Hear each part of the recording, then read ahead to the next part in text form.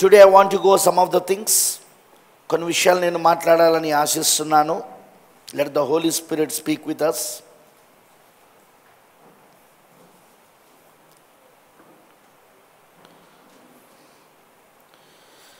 పరిశుద్ధాత్ముడే మనతో మాట్లాడను గాక. ఆమేన్. నేను కొన్ని విషయాలు మీ మధ్యలోనికి తీసుకురావాలని ఆశిస్తున్నాను. హల్లెలూయా.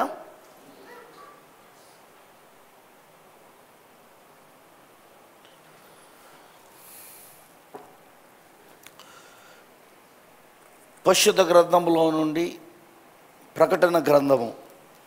I love this book. ప్రకటన గ్రంథం అంటే నాకు చాలా ఇష్టం. ఎందుకంటే అది వధువు పుస్తకం. అది బైబిల్లో ఇంగ్లీష్లో ఏముంటుంది తెలుసా? The revolution of the Jesus Christ. The book of the revolution of the Jesus Christ. English వచ్చేలో చెప్తున్నాను నేను. The revolution of the Jesus Christ అంటే అర్థం ఏంటిదంటే యేసుక్రీస్తు యొక్క ప్రత్యక్షత గ్రంథం. ఇంతకు యేసుక్రీస్తు ప్రత్యక్షత ఎవరు? యేసుక్రీస్తు బయలుపాటు ఎవరు? ప్రభువు, ఆయన వధువు. ఎందుకు? దేవుని యొక్క ప్రత్యక్షత యేసుక్రీస్తు అయి ఉన్నాడు. దేవుని యొక్క బయలుపాటు అంటే దేవుని బయలుపరిచింది ఎవరంటే యేసుక్రీస్తు. కరెక్టేనా? దేవుని బయలుపరిచింది యేసుక్రీస్తు. యేసుక్రీస్తు ఎవరంటే దేవుని బయలుపాటు, దేవుని బయలుపరిచిన వాడు. ఆమేన్. ఇప్పుడు యేసుక్రీస్తును బయలుపరుస్తున్నది ఎవరంటే ఆయన వధువు. ఈ పుస్తకాన్ని పేరేం పేరో తెలుసా? The revolution of Jesus Christ. The revolution of Jesus Christ. First verse అది ఉంటుంది. యేసుక్రీస్తు యొక్క ప్రత్యక్షత. ఇంగ్లీష్లో ఉంటుంది the revolution of Jesus Christ. యేసుక్రీస్తు యొక్క ప్రత్యక్షత. మరి యేసుక్రీస్తును బయలుపరుస్తున్నది ఎవరు అంటే ఆయన వధువు. అందుకే ఈ గ్రంథం ఎవరికి సంబంధించిందంటే ఆయన వధువుకు సంబంధించిన గ్రంథం. సో అందుకే ఈ ప్రకటన గ్రంథం అందరికి అర్థం కాదు.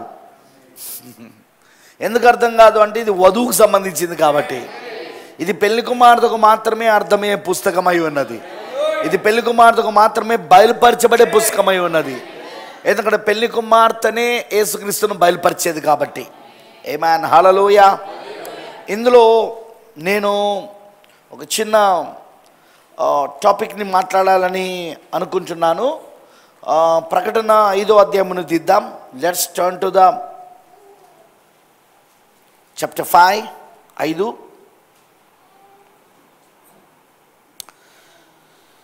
ఒకరవచనం. మరి లోపటను వెలుపటను రాత కలిగి 7 ముద్రలు గట్టిగా వేస్తున్న ఒక గ్రంథము సింహాసనంలో ఆసనను వాని కుడి చేత చూచితిని. మరి దాని ముద్రలు తీసి ఆ గ్రంథం విప్పుటకు యోగ్యుడైన వాడు ఎవడని బలిష్ఠుడైన ఒక దేవదూత బిగ్గరగా ప్రచురింపగా చూచితిని. అయితే పరలోకమందు కానీ భూమి మీద కానీ భూమి క్రింద కానీ ఆ గ్రంథం విప్పుటకైనను చూచుటకైనను ఎవనికిని శక్తి లేకపోయెను. ఆ గ్రంథం విప్పుటకైనను చూచుటకైనను ఎవడును యోగ్యుడెవడును కనబడనందున నేను బహుగా ఏడ్చుచుండగా ఆ పెద్దలలో ఒకడు ఏడవకము, ఇదిగో దావీదుకు చిగురిన యూదా గోత్రపు సింహము 7 ముద్రలను తీసి ఆ గ్రంథమును విప్పుటకై జయము పొందనని నాతో చెప్పాను. మరియు సింహాసనమునకును 4 జీవులకును పెద్దలకును మధ్యను వధింపబడినట్లున్న గొర్రెపిల్ల నిలిచియుండట చూచితిని. ఆ గొర్రెపిల్లకు 7 కొమ్ములను 7 కనులు ఉండెను. ఆ కనులు భూమి అంతటికి పంపబడిన దేవుని 7 ఆత్మలు. ఆయన వచ్చి సింహాసనం దాసును వాని కుడి చేతిలో నుండి ఆ గ్రంథమును తీసుకొనెను. ఆయన దాన్ని తీసుకొనినప్పుడు ఆ 4 జీవులను వీణలను ధూపద్రవ్యములతో నిండిన సువర్ణ పాత్రలను పట్టుకుని 24 పెద్దలను ఆ గొర్రెపిల్ల ఎదుట సాగిలపడిరి. ఈ పాత్రలు పరిశుద్ధుల ప్రార్థనలు. దేవుడి మాటలను దీవించును గాక. Let's pray. ప్రార్థించుకుందాం. ప్రభు అయిన దేవా, సర్వశక్తిమంతుడా, కృపమడవైన తండ్రి, నీకు స్తోత్రం. చదవబడిన ఈ వాక్యములో నుండి నువ్వు మాతో మాట్లాడు ప్రభువా. ప్రభువా, ఇది మా కాలములో నెరవేర్పు జరిగిన లేఖనాలు ఇవన్నీ కూడా. ప్రకటన 5 మా కాలంలో నెరవేర్పు జరిగిన లేఖనాలు ఇవి. అవును ప్రభువా, అది మేము గ్రహించే మనస్సును మాకు దయచేయి. ఎందుకంటే అది కాల వర్తమానమై ఉన్నది. ఇది ఓ ప్రభువా, నీ వాక్యమును నువ్వే మాకు తెరవాలి ప్రభువా. ఎందుకంటే ప్రభువా, వాక్యమును తెరిచేది ఎప్పుడు పరిశుద్ధాత్ముడే, ప్రత్యక్షతను ఇచ్చేది పరిశుద్ధాత్ముడే. ప్రత్యక్షత అనగా ముసుగు తీయబడుట అని దాని అర్థమని ప్రవక్త చెప్పాడు. నిజమే ప్రభువా, ప్రత్యక్షత అంటే ముసుగు తీయబడుట. నువ్వు తీయాలి ప్రభువా, ముసుగు తీయాలి. దాచబడిన సత్యమును నువ్వు మాకు బయలుపరచాలి. ఆ దాచబడిన సత్యం ఏదైతే అందులో దాగున్నదో అది మాకు దానిపై ఉన్న ముసుగును తొలగించి ప్రభువా మాకు అర్థమవునట్టుగా చేయాలి ప్రభువా. అందుకే ప్రత్యక్షతనిచ్చేది, ముసుగును తొలగించేది పరిశుద్ధాత్ముడే. ఆ దాచబడిన సత్యాన్ని బయలుపరిచేది పరిశుద్ధాత్ముడే. ప్రభువా, అది నువ్వు బయలుపరచమని ప్రార్థిస్తున్నాం. నీకు పూర్తిగా మేము సమర్పించుకుంటున్నాం. మేము నీపైన ఆధారపడుతున్నాం యేసయ్య. ఇక్కడ ఎవరెవరికి ఇంకా పరిశుద్ధాత్మ లేదో వాళ్ళు ఇప్పుడు నింపబడుదురు గాక. అంతరంగ బోధకుడిగా పరిశుద్ధాత్మ ఇక్కడున్న వాళ్ళందరిలోనికి వచ్చును గాక. అవును, పరిశుద్ధాత్మ బాప్తిస్మం ఇక్కడ ఇంకెవరు పొందుకోలేదో వాళ్ళు ఈ రాత్రి పొందుకోవాలి ప్రభువా. వాళ్ళు పరిశుద్ధాత్మ బాప్తిస్మాన్ని పొందుకోవాలి యేసయ్య. అలా వాళ్ళు నింపబడే కృపను వాళ్ళకు దయచేయమని యేసుక్రీస్తు నామములో ప్రార్థిస్తున్నాము. ఆమేన్. దయచేసి కూర్చోండి. Please be SIT down.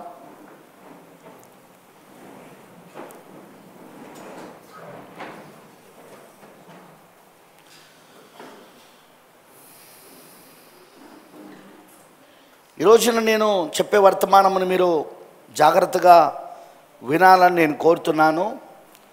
ఎందుకంటే నేను చెప్పబోయే వర్తమానము అబ్స్ట్రాక్ట్ టైటిల్ డీడ్. మెసేజ్ పేరు ఏం పేరంటే అబ్స్ట్రాక్ట్ టైటిల్ డీడ్. ఇంగ్లీష్లో సంగ్రహ హక్కుపత్రం, తెలుగులో సంగ్రహ హక్కుపత్రం. దాని మీద నేను మాట్లాడాలని ఆశిస్తున్నాను. యాక్చువల్లీ ఈ సబ్జెక్ట్ నేను అక్కడ జింబాబ్వేలో ప్రిపేర్ అయ్యి బోధించిన. నాకేమనిపించిందంటే ఈ సబ్జెక్ట్ని ఇక్కడ మనకు చెప్పాల్సిన అవసరం ఉన్నదనిపించింది. అందుకే ఇండియాకు రావుడితోటే మన సంఘానికి ఈ సబ్జెక్ట్ని చెప్పాలి అని నేను ప్రేరేపణ కలిగి ఉండే. ఆమేన్. ఎందుకంటే చాలామందికి ఈ అబ్స్ట్రాక్ట్ టైటిల్ డీడ్ ఏంటిదో తెలియకుండా ఉన్నారు. నేను దాన్ని ఈరోజు కొంచెం వివరంగా నేను మాట్లాడాలని ఆశిస్తున్నాను. హల్లెలూయా. ఆమేన్ అంటారా? మరి జాగ్రత్తగా మీరు వింటారా? Praise the Lord. హల్లెలూయా. ఈ అబ్స్ట్రాక్ట్ టైటిల్ డీడ్ అంటే సంగ్రహ హక్కుపత్రం. ఈ సంగ్రహ హక్కుపత్రం గురించి నేను మాట్లాడాలని ఆశిస్తున్నాను. ఈ ప్రకటన 5వ అధ్యాయంలో మనం ఏం చూస్తున్నామంటే లోపట వెలుపట రాత కలిగి 7 ముద్రల చేత గట్టిగా వేయబడిన ఒక గ్రంథాన్ని చూస్తున్నాం మనం 5వ అధ్యాయంలో. లోపట వెలుపట రాత కలిగి 7 ముద్రల చేత గట్టిగా వేయబడిన గ్రంథం. దీని మీద నేను చాలాసార్లు చాలా ప్రసంగాలు చేస్తున్నాను. నేను మెనీ ప్లేసెస్, అనేక స్థలాలలో కూడా నేను చేశాను. అవన్నీ యూట్యూబ్లో ఉన్నాయి. అయితే ఈరోజు నా పాయింట్ మెయిన్ దేనిపైన ఉండబోతుందంటే సంగ్రహ హక్కుపత్రం అనే పదం పైన ఉండబోతుంది. అందుకే సబ్జెక్ట్ కూడా నేను దానికి పేరు కూడా నేను ఏం పెడుతున్నానంటే అబ్స్ట్రాక్ట్ టైటిల్ డీడ్, సంగ్రహ హక్కుపత్రం. ఇప్పుడు ఈ గ్రంథం గురించి కొంచెం మనం బ్యాక్గ్రౌండ్ చూద్దాం. దాని ద్వారా మీకు అర్థం కావాలి. ఆల్రెడీ నేను చాలా ప్రసంగాలు చేశాను దీని మీద. చింతూరులో కూడా నేను చేశాను, వరంగల్లో చేశాను, చాలా చోట్ల చేశాను నేను మెనీ మెసేజెస్ దీని మీద.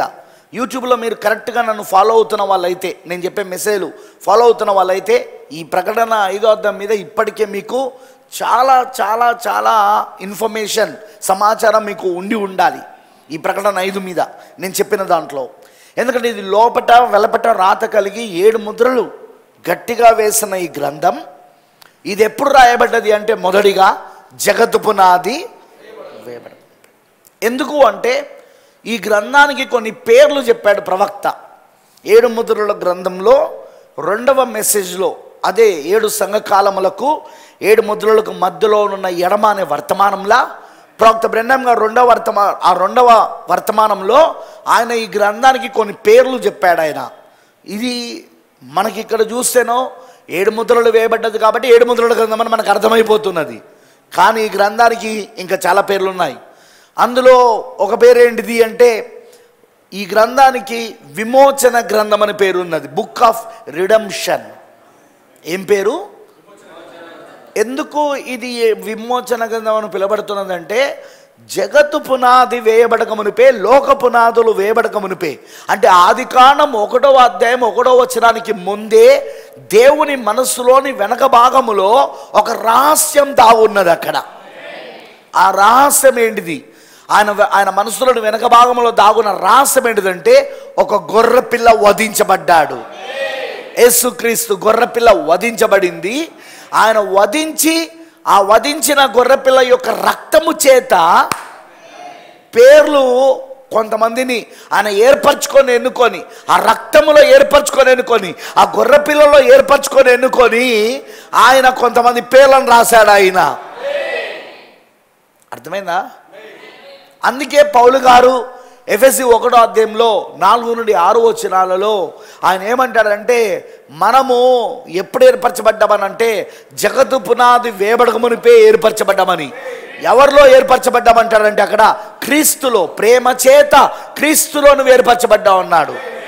జగత్తు పునాది వేయబడక మునిపే క్రీస్తులో ఎప్పుడు ఏర్పరచబడ్డావంటే అదిగో దేవుని మనసులోని వెనక భాగములో నువ్వు అక్కడ ఒక గొర్రెపిల్ల యేసుక్రీస్తు వధించబడి ఆ వధించబడిన గొర్రెపిల్లలో నువ్వు నేను ఏర్పరచబడ్డాము. దేవుడు నన్ను ఆ గొర్రెపిల్లలో ఏర్పరచుకున్నాడు. ఆ గొర్రెపిల్ల ఎవరో కాదు, క్రీస్తు అయి ఉన్నాడు, యేసుక్రీస్తు అయి ఉన్నాడు. ఆ యేసుక్రీస్తులో ఆయన మనల్ని ఏర్పరచుకున్నాడు. ఆయన ఏర్పరచుకొని మన పేరు ఆయన ఆ గ్రంథంలో రాశాడు. అందుకే ఆ గ్రంథానికి విమోచన గ్రంథం అని పేరు. అమనంటారా? అదే కొత్త నిబంధన. ఎందుకంటే కొత్త నిబంధనలోనే విమోచన ఉన్నది. ఇవాళ ఉదయం నేను నర్సంపేట సంఘంలో చెప్పిన దాని మీద, పొద్దున నేను చెప్పాను దాని మీద. నేను కొత్త నిబంధనలే విమోచన గ్రంథమై ఉన్నది, పాత నిబంధన కాదు. ఎందుకు పాత నిబంధన కాదండి? ఎందుకంటే పాత నిబంధన కేవలం ఛాయ, నీడ మాత్రమే. అక్కడ విమోచన లేదు. అక్కడ రాబోయే కొత్త నిబంధనకు విమోచనకు ఛాయగా, నీడగా దేవుడు పాత నిబంధన పెట్టున్నాడు. ఆయన అర్థమైంది అందరికీ నేను చెప్పింది? ప్రైజ్ ది లార్డ్, హల్లెలూయా. అందుకే ఇక్కడ విమోచన గ్రంథం ఏంటంటే అది కొత్త నిబంధన అయి ఉన్నది. ఆ మాట నేను అనలేదు, ప్రవక్త అన్నాడు. అది పాత నిబంధన కాదు, కొత్త నిబంధన అని చెప్పాడు. అంటే ఇప్పుడు ఈ గ్రంథం లోపట వెలపట రాయబడి ఉన్న ఈ గ్రంథం కొత్త నిబంధన, విమోచన గ్రంథం. ఈ గ్రంథానికి ఇంకో పేరు ఏం పేరంటే ఇది గొర్రెపిల్ల జీవ గ్రంథం. ఎందుకు?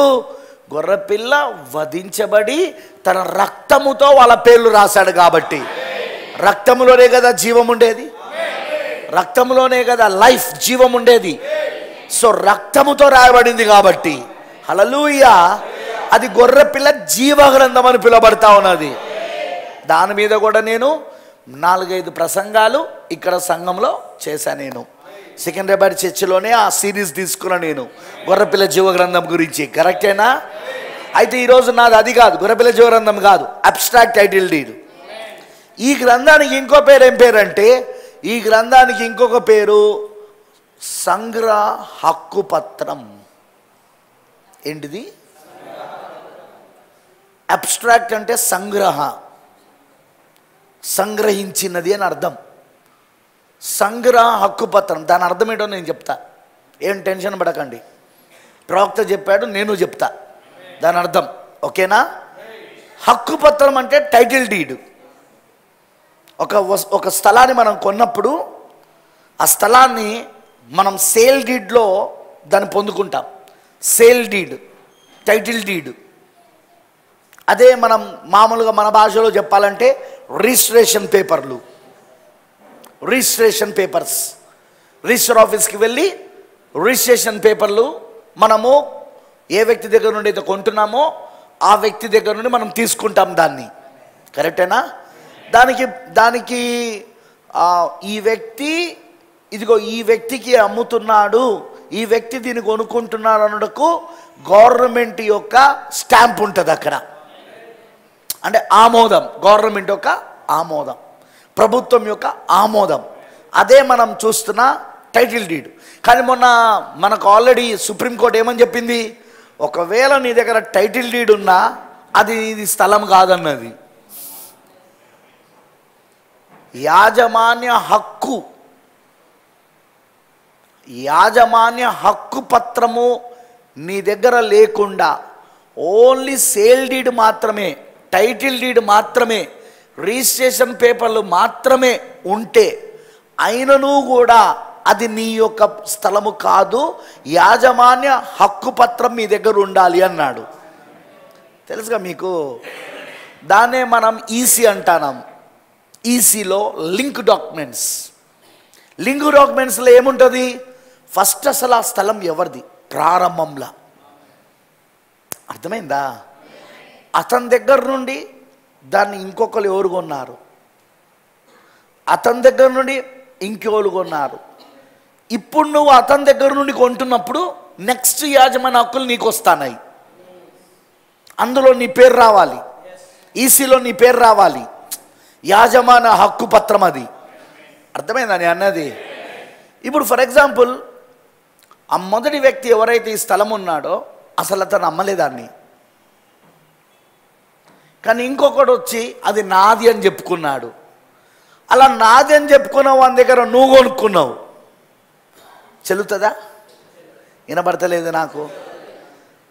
నీ దగ్గర సేల్ డీడ్ ఉన్నది, నీ దగ్గర టైటిల్ డీడ్ ఉన్నది కొన్నట్టు, ప్రభుత్వం ఆమోదం, ప్రభుత్వానికి నువ్వు స్టాంప్ డ్యూటీ కూడా కట్టేసినావు. ఆ స్థలం కొనాలన్నా అమ్మాలన్నా స్టాంప్ డ్యూటీ ఉంటుంది, ప్రభుత్వానికి చెల్లించాల్సిన ఆ యొక్క ఫీజు, నువ్వు ఆ ఫీజు కూడా కట్టినావు, నువ్వు ప్రభుత్వానికి చెల్లింది, అయినా అది నీది కాదు. ఎందుకు అంటే అసలు మొదటిగా అతను అమ్మలేగా, అసలు ఒరిజినల్ ఓనర్ ఎవరైతే ఆ స్థలం ఉన్నాడో అతను అమ్మలేదుగా. మధ్యలో ఒకడు అది నాది అని చెప్పుకొని కబ్జా చేసి నాది అని చెప్పుకొని నీకు అమ్మాడు. నువ్వు వీని దగ్గర కొన్నావు, అసలు ఓనర్ దగ్గర కొనలే.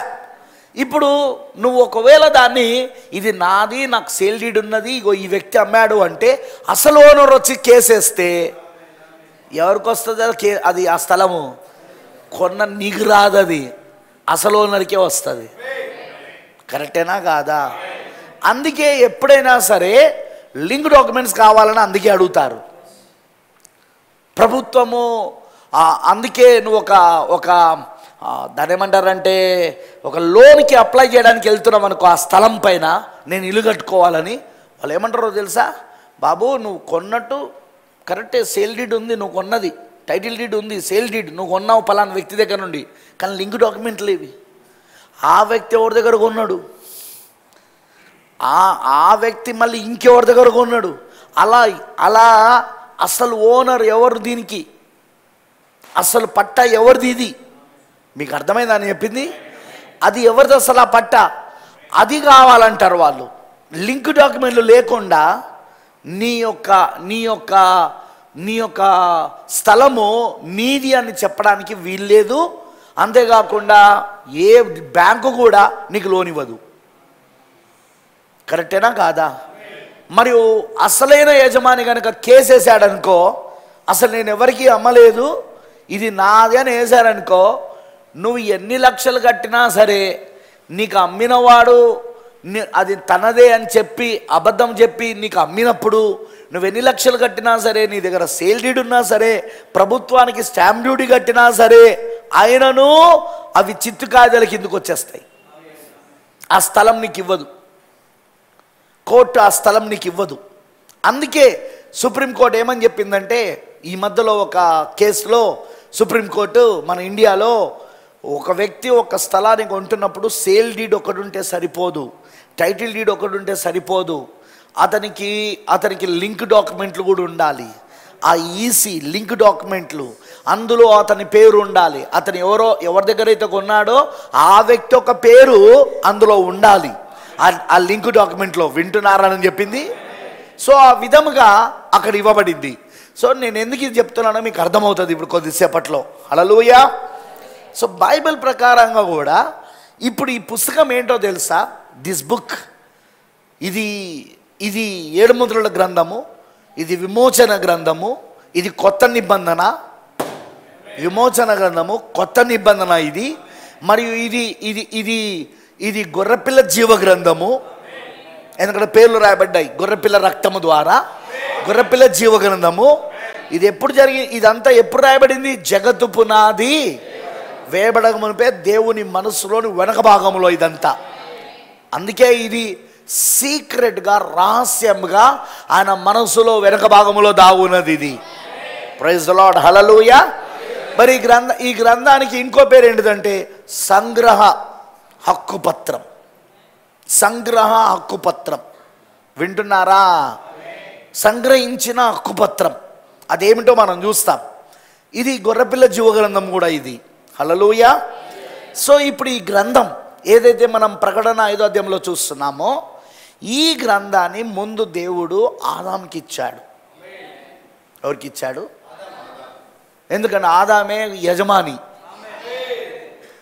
ఈ సంగ్రహ పత్రిక, ఈ సంగ్రహ హక్కు పత్రం ఇది దేందంటే ఒకటి భూమిది, ఇంకొకటి నిత్య జీవమునిది. ఈ సంగ్రహ హక్కు పత్రం ఒకటి భూమిది, ఇంకొకటి నిత్య జీవముది. ఇది హక్కు పత్రం. ఇది భూమిపైన హక్కు, నిత్య జీవం పైన హక్కు. వింటున్నారా? భూమిపైన హక్కు, నిత్య జీవం పైన హక్కు. అదే ఈ పుస్తకం, అదే ఈ సంగ్రహ హక్కు పత్రం, ఈ గ్రంథం, ఈ 7 ముద్రల గ్రంథం. దీన్ని ఆదాంకి ఇచ్చాడు. ఎందుకు? ఆదాంకి దేవుడు ఆదికాండం 1వ అధ్యాయంలో 26, 27, 28 వచనాలలో మనం చదివితే ఆదామును సృజించిన రోజున దేవుడు ఆదాముకి ఆ హక్కునిచ్చాడు. ఆయన భూమిని నువ్వు ఏల్తావని. చెప్పండి, కరెక్టేనా? చదువుదామా ఒకసారి, ఎందుకంటే మనకు కొంచెం టైం ఉంది కదా. వి విల్ సీ, కొంచెం వివరంగా వెళ్దాం. నేను దీని మీద మాట్లాడుతున్నాను. ఒకవేళ ఈరోజు నేను కంప్లీట్ చేయకపోతే వచ్చే సండే దీన్ని ఇంకా మనం ముందుకు కొనసాగుదాం. ఆదికాండం 1వ అధ్యాయం చూడండి. It's very important thing. ఆదికాండం 1వ అధ్యాయంలో ఫస్ట్ దేవుడు 6 దినములలో సృష్టిని సృజించుకుంటూ వచ్చాడు. కరెక్టేనా? మొదటి దినమున ఆయన ఎలా ఏం సృజించుకుంటూ వచ్చాడో మనకు ఇక్కడ కనబడుతున్నది. వెలుగు కమ్మని పలకగా వెలుగు కలిగాను. 3వ వచనంలా వెలుగు మంచిదే అన్నట్టు దేవుడు చూచెను. దేవుడు వెలుగును చీకటిని వేరుపరిచెను. దేవుడు వెలుగునకు పగలనియు చీకటికి రాత్రనియు పేరు పెట్టెను. అస్తమయమును ఉదయమును కలగగా ఒక దినమాయను. ఉదయము అస్తమయం అవ్వగా ఒక దినం కాదు దేవుని దృష్టిలా. మనం ఎట్లా తీసుకుంటాం? ఉదయము అస్తమయము. కానీ దేవుడు ఎట్లా తీసుకుంటాడు? అస్తమయము ఉదయము. మీరు పట్టుకున్నారా? ఒక దినం అయిపోయింది. One day. అస్తమయమును ఉదయమును కాగా ఒక దినమాయను. అమనంటారా? నెక్స్ట్ బ్రదర్, ఏంటిది ఈ అస్తమయమును ఉదయమును కలగగా ఒక దినముగా దేవుడు ఎందుకు తీసుకుంటున్నాడు అంటే, అది చాలా కారణాలు ఉన్నాయి. అందులో ఒక చిన్న కారణం చెప్తాం మీకోసమని. అస్తమయము ఉదయము దేని సూచిస్తుందో తెలుసా? మరణము, సమాధి, పునరుద్ధానాన్ని. ప్రవక్త అన్నాడు అస్తమయం అంటే మరణం. కరెక్టేనా? సూర్యుడు అస్తమించడం అంటే ఏంటిదండి? మరణించడం. అస్తమించడం అంటే తర్వాత సమాధి చేయబడడం, చీకటి, సమాధి, రాత్రి చీకటి, సమాధి. తర్వాత మరలా ఉదయము, మరలా సూర్యోదయము, పునర్ధానం. గమనిస్తున్నారా మీరు? దేవుడి లెక్క ఎట్లుంటుందో అర్థమైందా మీకు? మన లెక్క ఎట్లుంటుంది? ఉదయము, అస్తమయము. అంటే పుట్టడము చావడము అది మన లెక్క. దేవుని లెక్క ఎట్లుంటుంది?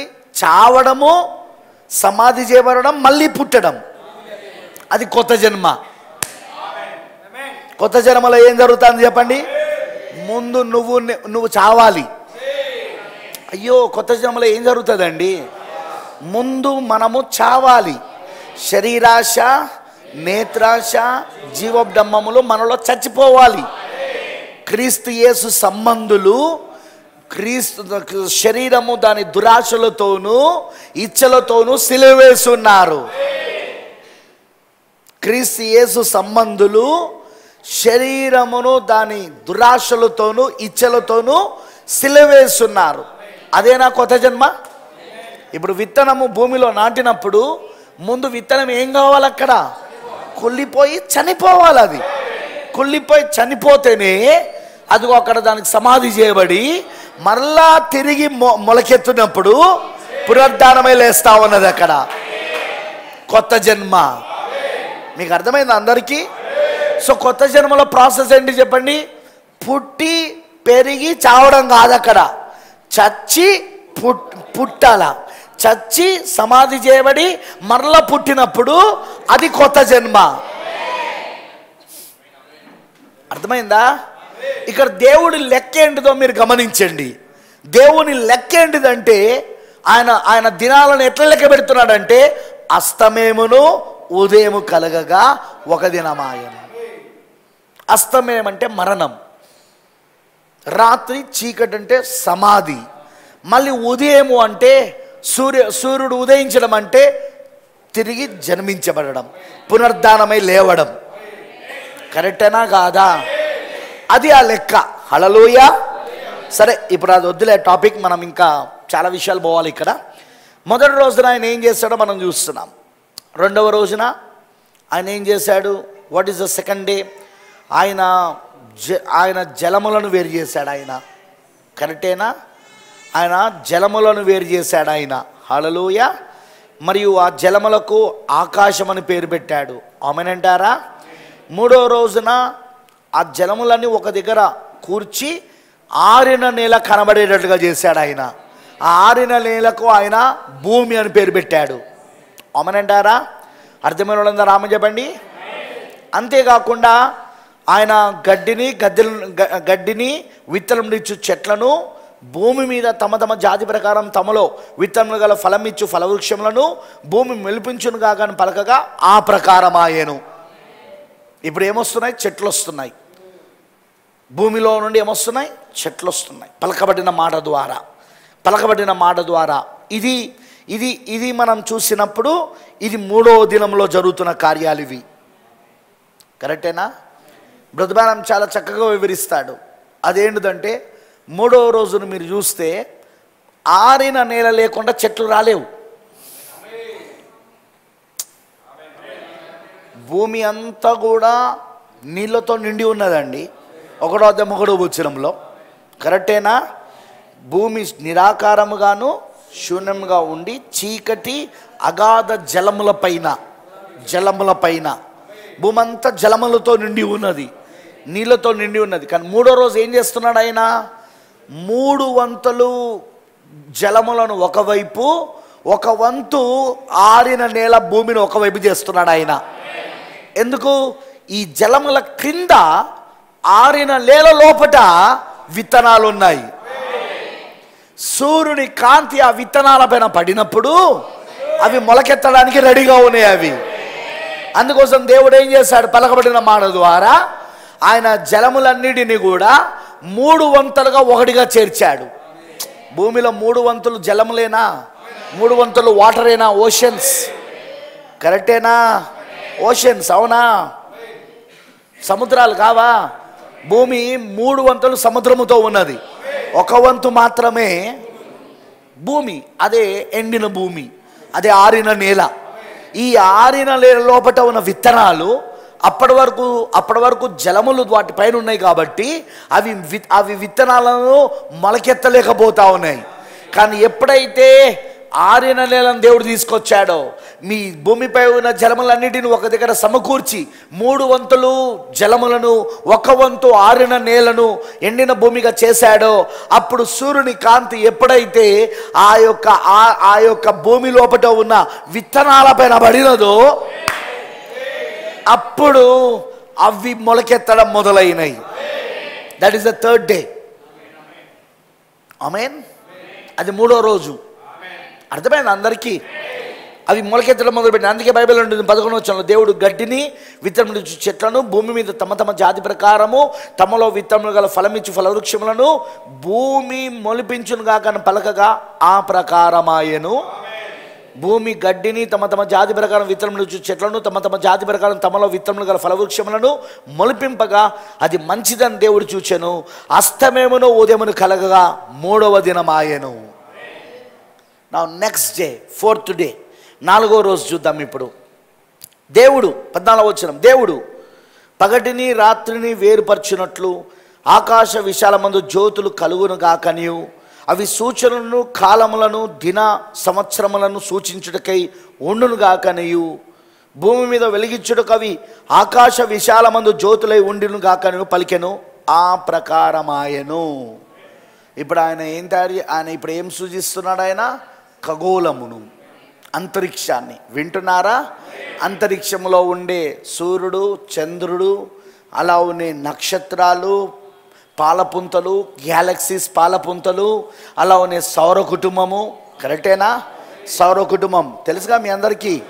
సౌర కుటుంబాన్ని సూచిస్తున్నాడు ఆయన. ఇక్కడ ఆయన సోలార్ సిస్టమ్ని సూచిస్తున్నాడు పలకబడిన మాట ద్వారా 4వ రోజున. రైట్? అందుకే 18వ వచనం ఏమంటుందంటే, భూమి మీద వెలుగుచుటకు ఆకాశ విశాలమందు జ్యోతులై ఉండును గాక అని పలికెను. ఆ ప్రకారమాయెను. దేవుడు ఆ 2 గొప్ప జ్యోతులను, అనగా పగటిని ఏలుటకు పెద్ద జ్యోతిని, రాత్రిని ఏలుటకు చిన్న జ్యోతిని, నక్షత్రములను చేసెను. భూమి మీద వెలిగించుటకును పగటిని రాత్రిని ఏలుటకును వెలుగును చీకటిని వేరుపరచుటకును దేవుడు ఆకాశ విశాలమందు వాటి నుంచెను. అది మంచిదని దేవుడు చూచెను. అస్తమయమును దెమగలగా 4వ దినమాయెను. అందరికి అర్థమైందా? 4th డే ఆయన ఏం తయారు చేసాడో అర్థమైందా? ఓకే. ఇప్పుడు 5th డే దగ్గరకు వద్దాం.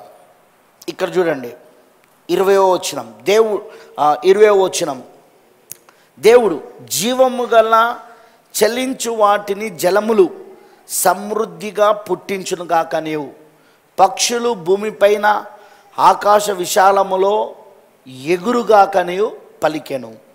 దేవుడు జలములలో వాటి జాతి ప్రకారము జలములు సమృద్ధిగా పుట్టించిన మహామత్స్యములను జీవము కలిగి చెల్లించు వాటన్నిటినీ దాని జాతి ప్రకారం రెక్కలు గల ప్రతి పక్షిని సృజించెను. అది మంచిదని దేవుడు చూచెను. మీకు అర్థమవుతుందా? సో ఈ పక్షులు ఎక్కడి నుండి వస్తున్నాయి? ఇవి పలకబడిన మాటే. అమనంటారా? ఈ పక్షులు ఎక్కడి నుండి వస్తున్నాయి? ఇవి నీళ్ళలో నుండి వస్తున్నాయి. ఎక్కడి నుండి? వినబడతలేదు నాకు.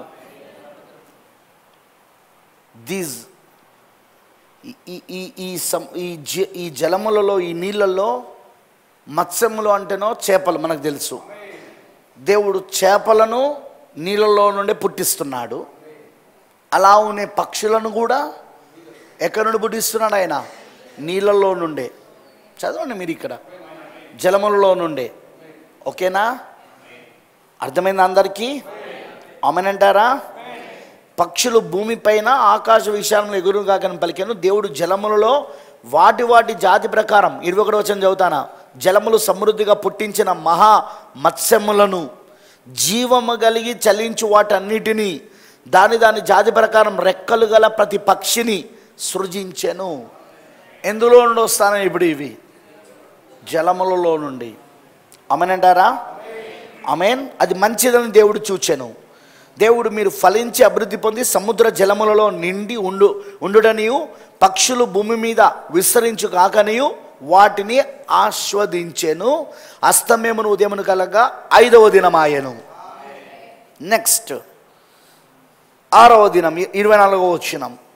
దేవుడు వాటి జాతి ప్రకారం జీవం గల వాటిని, అనగా వాటి వాటి జాతి ప్రకారం పశువులను, పురుగులను, అడవి జంతువులను భూమి పుట్టించునుగా కానీ పలికెను, ఆ ప్రకారం ఆయను. దేవుడు ఆయా జాతుల ప్రకారము అడవి జంతువులను, ఆయా జాతుల ప్రకారం పశువులను, ఆయా జాతుల ప్రకారం నేలను ప్రాకు ప్రతి పురుగును చేసెను. అది మంచిదని దేవుడు చూచెను. ఈసారి 6వ రోజున ఈ జంతువులు ఎక్కడి నుండి వస్తున్నాయి? ప్రాకుజీవులు ఎక్కడి నుండి వస్తున్నాయి? భూమిలో నుండి. ఆమెనంటారా? అర్థమైన వాళ్ళందరూ ఆమె చెప్పండి. నా ఇక్కడ చాలా ఇంపార్టెంట్ విషయం.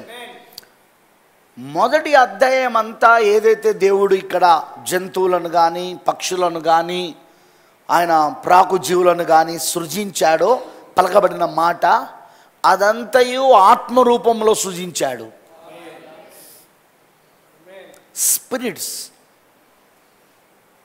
స్పిరిట్స్ ఆ జలములలో నుండి వచ్చిన, నీళ్ళలో నుండి వచ్చిన పక్షులు స్పిరిట్స్, భూమిలో నుండి వచ్చిన జంతువులు ప్రాకు జీవులు స్పిరిట్స్. వాట్?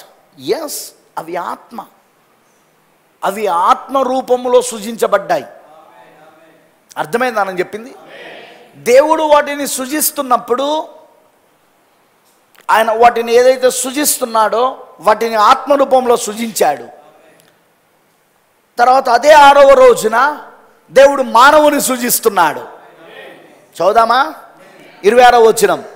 దేవుడు మన స్వరూపమందు మన పోలిక చొప్పున నరులను చేయుదుము, వారు సముద్రపు చేపలను, ఆకాశ పక్షులను, పశువులను, సమస్త భూమిని, భూమి మీద ప్రాకు ప్రతి జంతువును ఏలుదురుగాకని పలికెను. దేవుడు తన స్వరూపమందు నరుని సృజించెను, దేవుని స్వరూపమందు వాని సృజించెను, స్త్రీనిగాను పురుషునిగాను వారిని సృజించెను. ఇక్కడ మానవుని సృజిస్తున్నప్పుడు కూడా స్పిరిట్.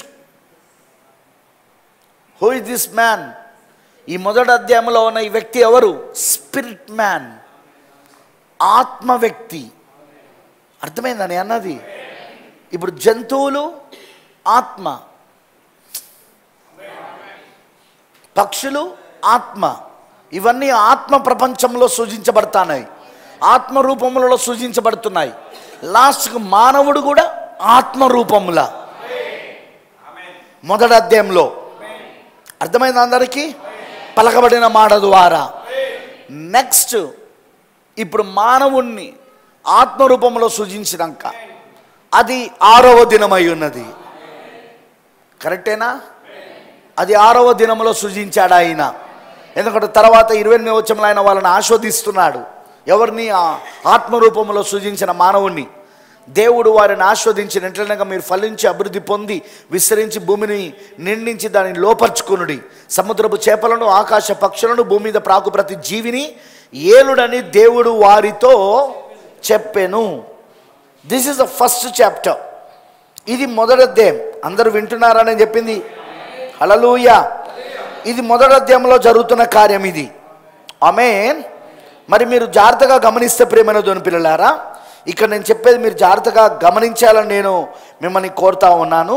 ఎందుకంటే ఇది చాలా ఇంపార్టెంట్. 2వ అధ్యాయానికి వచ్చిన తర్వాత నెక్స్ట్ సీన్ ఏంటిది? ఇక్కడనో ఆత్మరూపంలో సృజించాడు. జంతువులనైనా, ప్రాకుజీవులనైనా, పక్షులనైనా. పక్షులు ఎక్కడి నుండి సృజించబడ్డాయి అంటే నీళ్ళల్లో నుండి, జలములలో నుండి. జంతువులు, ప్రాకుజీవులు, పురుగులు ఇవన్నీ ఎక్కడి నుండి సృజించబడ్డాయి అంటే భూమిలో నుండి. కానీ ఇవన్నీ ఆత్మరూపంలో ఉన్నాయి. ఆమేనంటారా? ఇప్పుడు 2వ అధ్యాయానికి వచ్చినప్పుడు ఆమేన్, ఆయన మొదటిగా ఏం చేశాడంటే 2వ అధ్యాయములో, హల్లెలూయా, ఆయన 2వ అధ్యాయంలో నేల మంటిని తీసుకొని ఆయన నరుని సృజించాడు. ముందు ఆయన. అర్థమైన వాళ్ళందరూ ఆమె చెప్పండి. హల్లెలూయా. ఆయన నేల మంటిని తీసుకొని నరుని సృజించాడు. హల్లెలూయా. ఎందుకు? మొదటి అధ్యాయంలో ఆ నరుడు ఎలా ఉన్నాడు? ఆత్మరూపంలో ఉన్నాడు. దేవుడు ఏ రూపంలో ఉన్నాడు? ఆత్మరూపం. తన స్వరూపంలో సృజించాడంటే ఇప్పుడు నరుడు కూడా ఏ రూపంలో ఉన్నాడు? ఇప్పుడు ఆత్మరూపంలో ఉన్నాడు. దేవుడు తన స్వరూపమందు తన పోలిక చొప్పున నరుని సృజించాడు కదా ఇక్కడ. మరి దేవుడు ఏ రూపంలో ఉన్నాడు? ఆత్మరూపంలో కాదా? దేవుడు ఆత్మరూపంలో లేడా? ఆదికాండం 1వ అధ్యాయంలో మనం చదివితే దేవుని ఆత్మ జలముల పైన అల్లాడుచున్నది. అలాగనే యోహాను సువార్త 4వ అధ్యాయం 24వ వచనంలో దేవుడు ఆత్మ గనుక ఆయనను ఆరాధించువారు ఆత్మలోను సత్యములోను ఆరాధించాలి.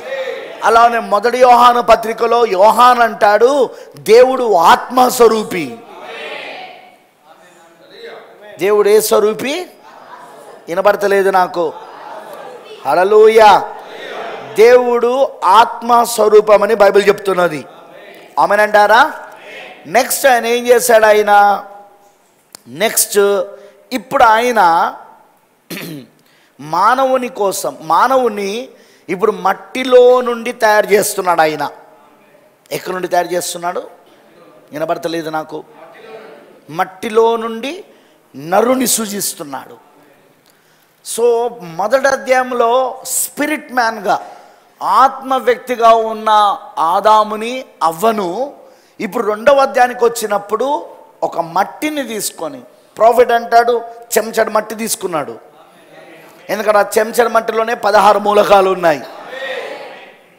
దిస్ బాడీ, ఈ శరీరం, ఈ మట్టి శరీరంలో 16 మూలకాలు ఉన్నాయి. చాలా చాలా ఎలిమెంట్స్ ఉన్నాయి, కానీ ముఖ్యమైనవి 16. అకార్డింగ్ టు సైన్స్ కూడా 16 మూలకాలు ముఖ్యమైనవి ఉన్నాయా లేదా? అర్థమైన వాళ్ళందరూ ఆమె చెప్పండి. ఆమెనంటారా? అందుకే ఆయన ఏం చేశాడు? ఆయన 16 మూలకాలు కలిగిన ఆ చెంచడు మట్టితో ఆయన ఒక శరీరాన్ని తయారు చేశాడు, మట్టి శరీరాన్ని. అందులోనికి ఎప్పుడైతే ఆత్మరూపంగా ఉన్న మొదటి అధ్యాయంలో సృజించబడిన ఆత్మరూపంలో ఉన్న ఆదామును ప్రవేశపెట్టాడో అప్పుడు అతను జీవించు ప్రాణయ్యాడు. అర్థమైన వాళ్ళందరూ ఆమె చెప్పండి. అర్థమైన వాళ్ళందరూ ఆమె చెప్పండి. హల్లెలూయా. ఎప్పుడైతే భూమిలో నుండి మట్టిని తీసుకొని ఆయన ఆ భూమిలో ఉన్న మట్టిలోనికి ఆయన ఒక శరీరాన్ని తయారు చేసి అందులోనికి మానవుణ్ణి ఎప్పుడైతే ఆయన ప్రవేశపెట్టాడో, ఆత్మను ప్రవేశపెట్టాడో అదేమైందంటే అది జీవించు ప్రాణి. జీవించు ప్రాణి. చదవండి ఒకసారి 2వ అధ్యాయంలో 7వ వచనంలో. దేవుడైన యెహోవా నేల మంటితో నరుని నిర్మించి వాని నాసికారంధ్రములో జీవవాయును ఊదగా, యాక్చువల్గా లివింగ్ సోల్, ఇంగ్లీష్లో ఏముంటుందంటే లివింగ్ సోల్. సోల్ అంటే ప్రాణం, కానీ తెలుగులో చాలాసార్లు ప్రాణానికి బదులుగా ఆత్మ, ఆత్మకు బదులుగా ప్రాణం అనేది ఉపయోగించబడింది. సో నరుడు ఏమయ్యాడు? ఇప్పుడు జీవించు ప్రాణి అయ్యాడు. ఇప్పుడు లివింగ్ సోల్, జీవించు ప్రాణి. అర్థమైందా? ఇది నరుడు మొదటిగా జరిగింది. ఓకే, ఇప్పుడు నెక్స్ట్ ఈ నరుడు ఒంటరిగా ఉనుట మంచిది కాదని దేవుడు తలంచాడు. నరుడు ఒంటరిగా ఉండుట మంచిది కాదని దేవుడు తలంచాడు. తలంచి ఏం చేశాడు? వానికి ఒక సాటినైన సాయాన్ని చేయదానని అనుకున్నాడా? ఓకే, దాన్ని కూడా చదువుదామా ఇప్పుడు మనము? ఒక్క నిమిషం సిస్టర్. ఎక్కడి నుండి చదువుతున్నాం? 18వ వచనం. మరి దేవుడైన యెహోవా నరుడు ఒంటరిగా ఉండుట మంచిది కాదు, వానికి సాటైన సహాయమును వాని కొరకు చేదును అనుకున్నాడు. అనుకొని ఏం చేశాడు? 19వ వచనం బాగా చదవండి. ఇక్కడ దేవుడైన యెహోవా ప్రతి భూజంతువును ప్రతి ఆకాశ పక్షిని నేల నుండి నిర్మించి. వాట్? మొదటి అధ్యాయంలో ఆల్రెడీ ప్రతి పక్షి ఎక్కడి నుండి వచ్చింది? నీళ్ళల్లో నుండి, జలములలో నుండి. మరి ప్రతి జంతువు, ప్రాకుజీవులు ఎక్కడి నుండి వచ్చినాయి? భూమిలో నుండి. అంటే మొదటి అధ్యాయంలో సృజించబడిందంతా ఆత్మరూపంలా. ఇప్పుడు ఆత్మరూపంలో సృజించబడిన జంతువులు, ఆ పక్షులు, ఆ ప్రాకుజీవులు రెండవ అధ్యాయానికి వచ్చినప్పుడు దేవుడు వాటిని మట్టిలో నుండి తయారు చేస్తున్నాడు ఇప్పుడు ఆయన. అంటే వాటికి మట్టి దేహాన్ని ఇస్తున్నాడు ఇప్పుడు ఆయన. Are you catching? అర్థమైందా మీ అందరికీ? మట్టి దేహాన్ని ఇస్తున్నాడు. అందుకే ఇక్కడ ఏమని చెప్పబడుతున్నదంటే, దేవుడైన యెహోవా ప్రతి భూజంతువును, ప్రతి ఆకాశ పక్షిని నేల నుండి నిర్మించి, ఇక్కడేం తయారైతుంది? నేల నుండి మట్టి శరీరం, జంతువు యొక్క మట్టి శరీరం, పక్షి యొక్క మట్టి శరీరం. పట్టుకున్నారా నేను చెప్పేది? మొదటి అధ్యాయంలో ఆత్మ, పక్షులు ఆత్మ రూపంలో ఉన్నాయి, జలములలో నుండి సూచించబడ్డాయి, అవి ఆత్మ రూపంలో ఉన్నాయి. అలా ఉన్నాయి జంతువులు, ప్రాకుజీవులు ఆత్మ రూపంలో ఉన్నాయి, నేలలో నుండి వచ్చినాయి, అవి ఆత్మలవి. అర్థమైంది అందరికీ? రెండవ అధ్యాయానికి వచ్చినప్పుడు ఇదిగో వాటికి ఇప్పుడు నేల నుండి మట్టి శరీరాన్ని ఇస్తున్నాడు దేవుడు. మట్టి శరీరాన్ని నిర్మిస్తున్నాడు. ఇప్పుడు అవి సృజించబడతలేవు, నిర్మించబడుతున్నాయి. అందుకే మొదటి అధ్యాయంలో 26, 27, 28, 26, 27లో మానవుడు సృజించబడుతున్నాడు ఆత్మ రూపములా. కానీ అదే రెండవ అధ్యాయం 8వ వచనములా నేల మంటిని నిర్మిస్తున్నాడు. నిర్మించుట వేరు, సృజించబడుట వేరు. ఫస్ట్ అధ్యాయంలో జంతువులు, పక్షులో జలములలో నుండి సృజించబడ్డాయి ఆత్మరూపంలా. మరి జంతువులో నేలలో నుండి సృజించబడ్డాయి ఆత్మరూపంలా. మానవుడు కూడా దేవుని స్వరూపములో, దేవుని పోలికలో ఆత్మరూపంలో సృజించబడ్డాడు. ఎందుకంటే దేవుడు కూడా ఆత్మరూపంలో ఉన్నాడు కాబట్టి. రెండవ అధ్యాయానికి వచ్చినప్పుడు మానవుణ్ణి నేల మంటితో ఒక శరీరాన్ని తయారు చేసి, ఆ ఆత్మ రూపంలో ఉన్న మానవుణ్ణి ఆ నాసికా రంధ్రములలో ఊదినప్పుడు నరుడు జీవాత్మ అయ్యాడు, జీవించు ప్రాణి అయ్యాడు అక్కడ మట్టి శరీరంలా. అలానే ఇప్పుడు జంతువులకు, పక్షులకు కూడా ఇప్పుడు ఆయన ఏం చేస్తున్నాడు? ఆయన నేల మంటితో వాటికి కూడా శరీరాలను తయారు చేస్తున్నాడు. అందుకే ఇక్కడ బైబిల్ ఏమని చెప్తున్నదంటే, దేవుడైన యెహోవా ప్రతి భూజంతువుకును, ప్రతి ఆకాశ పక్షిని నేల నుండి నిర్మించి, ఆదాము వాటికి ఏ పేరు పెట్టునో చూచుటకు అతని యొద్దకు వాటిని రప్పించెను. ఆల్రెడీ వాటిని ఏలేదు ఎవరో కాదు, ఆదామే. ఎందుకంటే ఒకటో అధ్యాయంలో ఏమన్నాడు? భూజంతువులను, ఆకాశ పక్షులను, నేలపైన ప్రాకు జీవులను, సముద్రములో ఉన్న మత్స్యములను నువ్వు ఏలుదువుగాక అని దేవుడు దీవించాడు. ఇచ్చాడా హక్కు? ఏలే హక్కు ఇచ్చాడా? భూమిపైన ఏలే హక్కు ఇచ్చాడా? అందుకే ఫస్ట్ ఈ పుస్తకం ఎవరికి ఇవ్వబడిందంటే ఆదాంకి. హక్కుపత్రం, 7 ముద్రల గ్రంథం, హక్కుపత్రం 7 ముద్రల గ్రంథం ముందు అది ఎవరికి ఇవ్వబడిందంటే ఆదాముకి. ఎందుకంటే ఆదాము ఆ హక్కును కలుగున్నాడు కాబట్టి. భూమిపైన హక్కు ఉన్నది ఆయనకు, నిత్య జీవం పైన హక్కు ఉన్నది ఆయనకు. ఆదాము మరణంలో సృజించబడలేదు. నువ్వు నేను పుట్టుడే మరణంలో పుడుతున్నాం, తెలియదా మీకు? మరణము కలుగుండి పుడుతున్నాం మనం. కానీ ఆదాము మరణం లేకుండా పుట్టాడు. ఆదాము మరణం లేకుండా జన్మించబడ్డాడు, లేకుండా సృజించబడ్డాడు. ఆదాము నిత్య జీవం యొక్క హక్కుతో పుట్టాడు ఆయన. అందుకే ఈ గ్రంథం ముందు ఎవరికి ఇవ్వబడింది? ఆదాముకి ఇవ్వబడింది. అర్థమైందా? భూమిపైన హక్కు మరియు నిత్య జీవం పైన హక్కు ఆదాం దగ్గర ఉంది ఇప్పుడు అది. అందుకే ఆదాం ఇప్పుడు ఏ పేరు పెడితే ఆ పేరు దానికి కలుగుతుంది. అర్థమైంది అందరికీ? నేను చెప్పేది మీకు ఏమైనా అర్థమవుతున్నదా? ఆదాం ఇప్పుడు ఏ పేరు పెడితే, ఎందుకంటే వాటికి ఏలిక ఆయననే. ఆమేన్. ఇప్పుడు ఆ హక్కుపత్రం ఆయనకి ఇవ్వబడింది, ఆ 7 ముద్రల గ్రంథం ఆయనకి ఇవ్వబడింది, ఆ హక్కుపత్రం ఆయనకి ఇవ్వబడింది. కానీ అవిశ్వాసము ద్వారా, వాక్యం పైన అపనమ్మకము పొందుకొనుడు ద్వారా ఆదాము వాళ్ళిద్దరు విశ్వాసానికి బదులుగా, విశ్వాసమునకు బదులుగా జ్ఞానమును కోరుకొని, జ్ఞానమును పొందుకోవాలని కోరుకొని, విశ్వాసమునకు బదులుగా జ్ఞానాన్ని కోరుకొని వాళ్ళు ఈ హక్కుపత్రాన్ని పోగొట్టుకున్నారు. అందుకే వాళ్ళకి ఈ హక్కుపత్రం ఎప్పుడైతే పోయిందో ఇప్పుడు భూమిపైన హక్కు పోయింది. మీకు అర్థమవుతుందా? భూమిపైన హక్కు పోయింది, అలానే నిత్య జీవం పైన హక్కు పోయింది. సాతాను యొక్క మురికి హస్తాలు ఆ గ్రంథాన్ని తీసుకోవాలని అనుకున్నారు. వాని చెడ్డ హస్తాలు ఎలాగైనా సరే ఆ గ్రంథాన్ని తీసుకోవాలని వాడు అనుకున్నాడు. కానీ వాని చేతిలో పడకుండా, ఆ గ్రంథం వాని చేతిలో పడకుండా దాని అసలు యజమానై ఉన్న దేవుని యొద్దకు అది వెళ్ళిపోయింది. అది ఆ గ్రంథం ఎక్కడికి వెళ్ళిపోయిందంటే దాని అసలు యజమాని. అర్థమవుతుందా? ఎవరైనా సృష్టికర్త, ఈ సమస్తాన్ని సృజించిన వాడు, మాట చేత సమస్తాన్ని సృజించిన వాడు, ఆ సృష్టికర్త చేతిలోనికి అది వెళ్ళిపోయింది. అది అమనంటారా? దానికి కారణం ఏంటంటే ఆదాము దాన్ని పోగొట్టుకున్నాడు. అర్థమైన వాళ్ళందరూ ఆమని చెప్పండి. అయితే హక్కుపత్రములో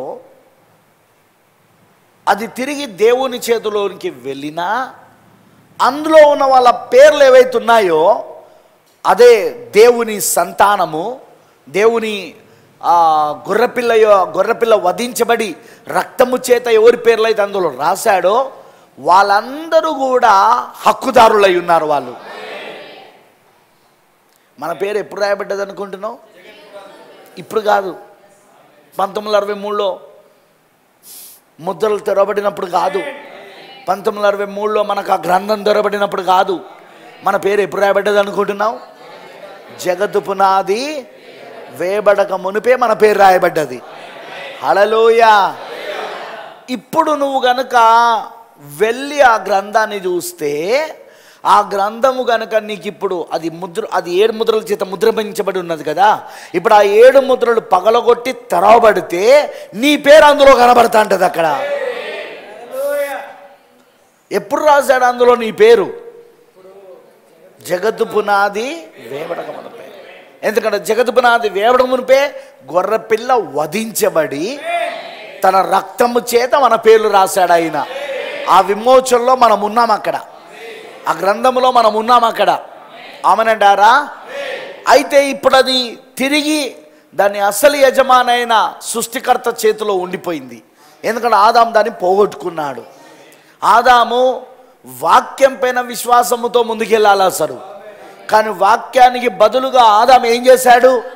జ్ఞానాన్ని పొందుకున్నాడు. వాక్యానికి బదులుగా ఆదాము వాళ్ళిద్దరూ జ్ఞానం కావాలని కోరుకున్నారు.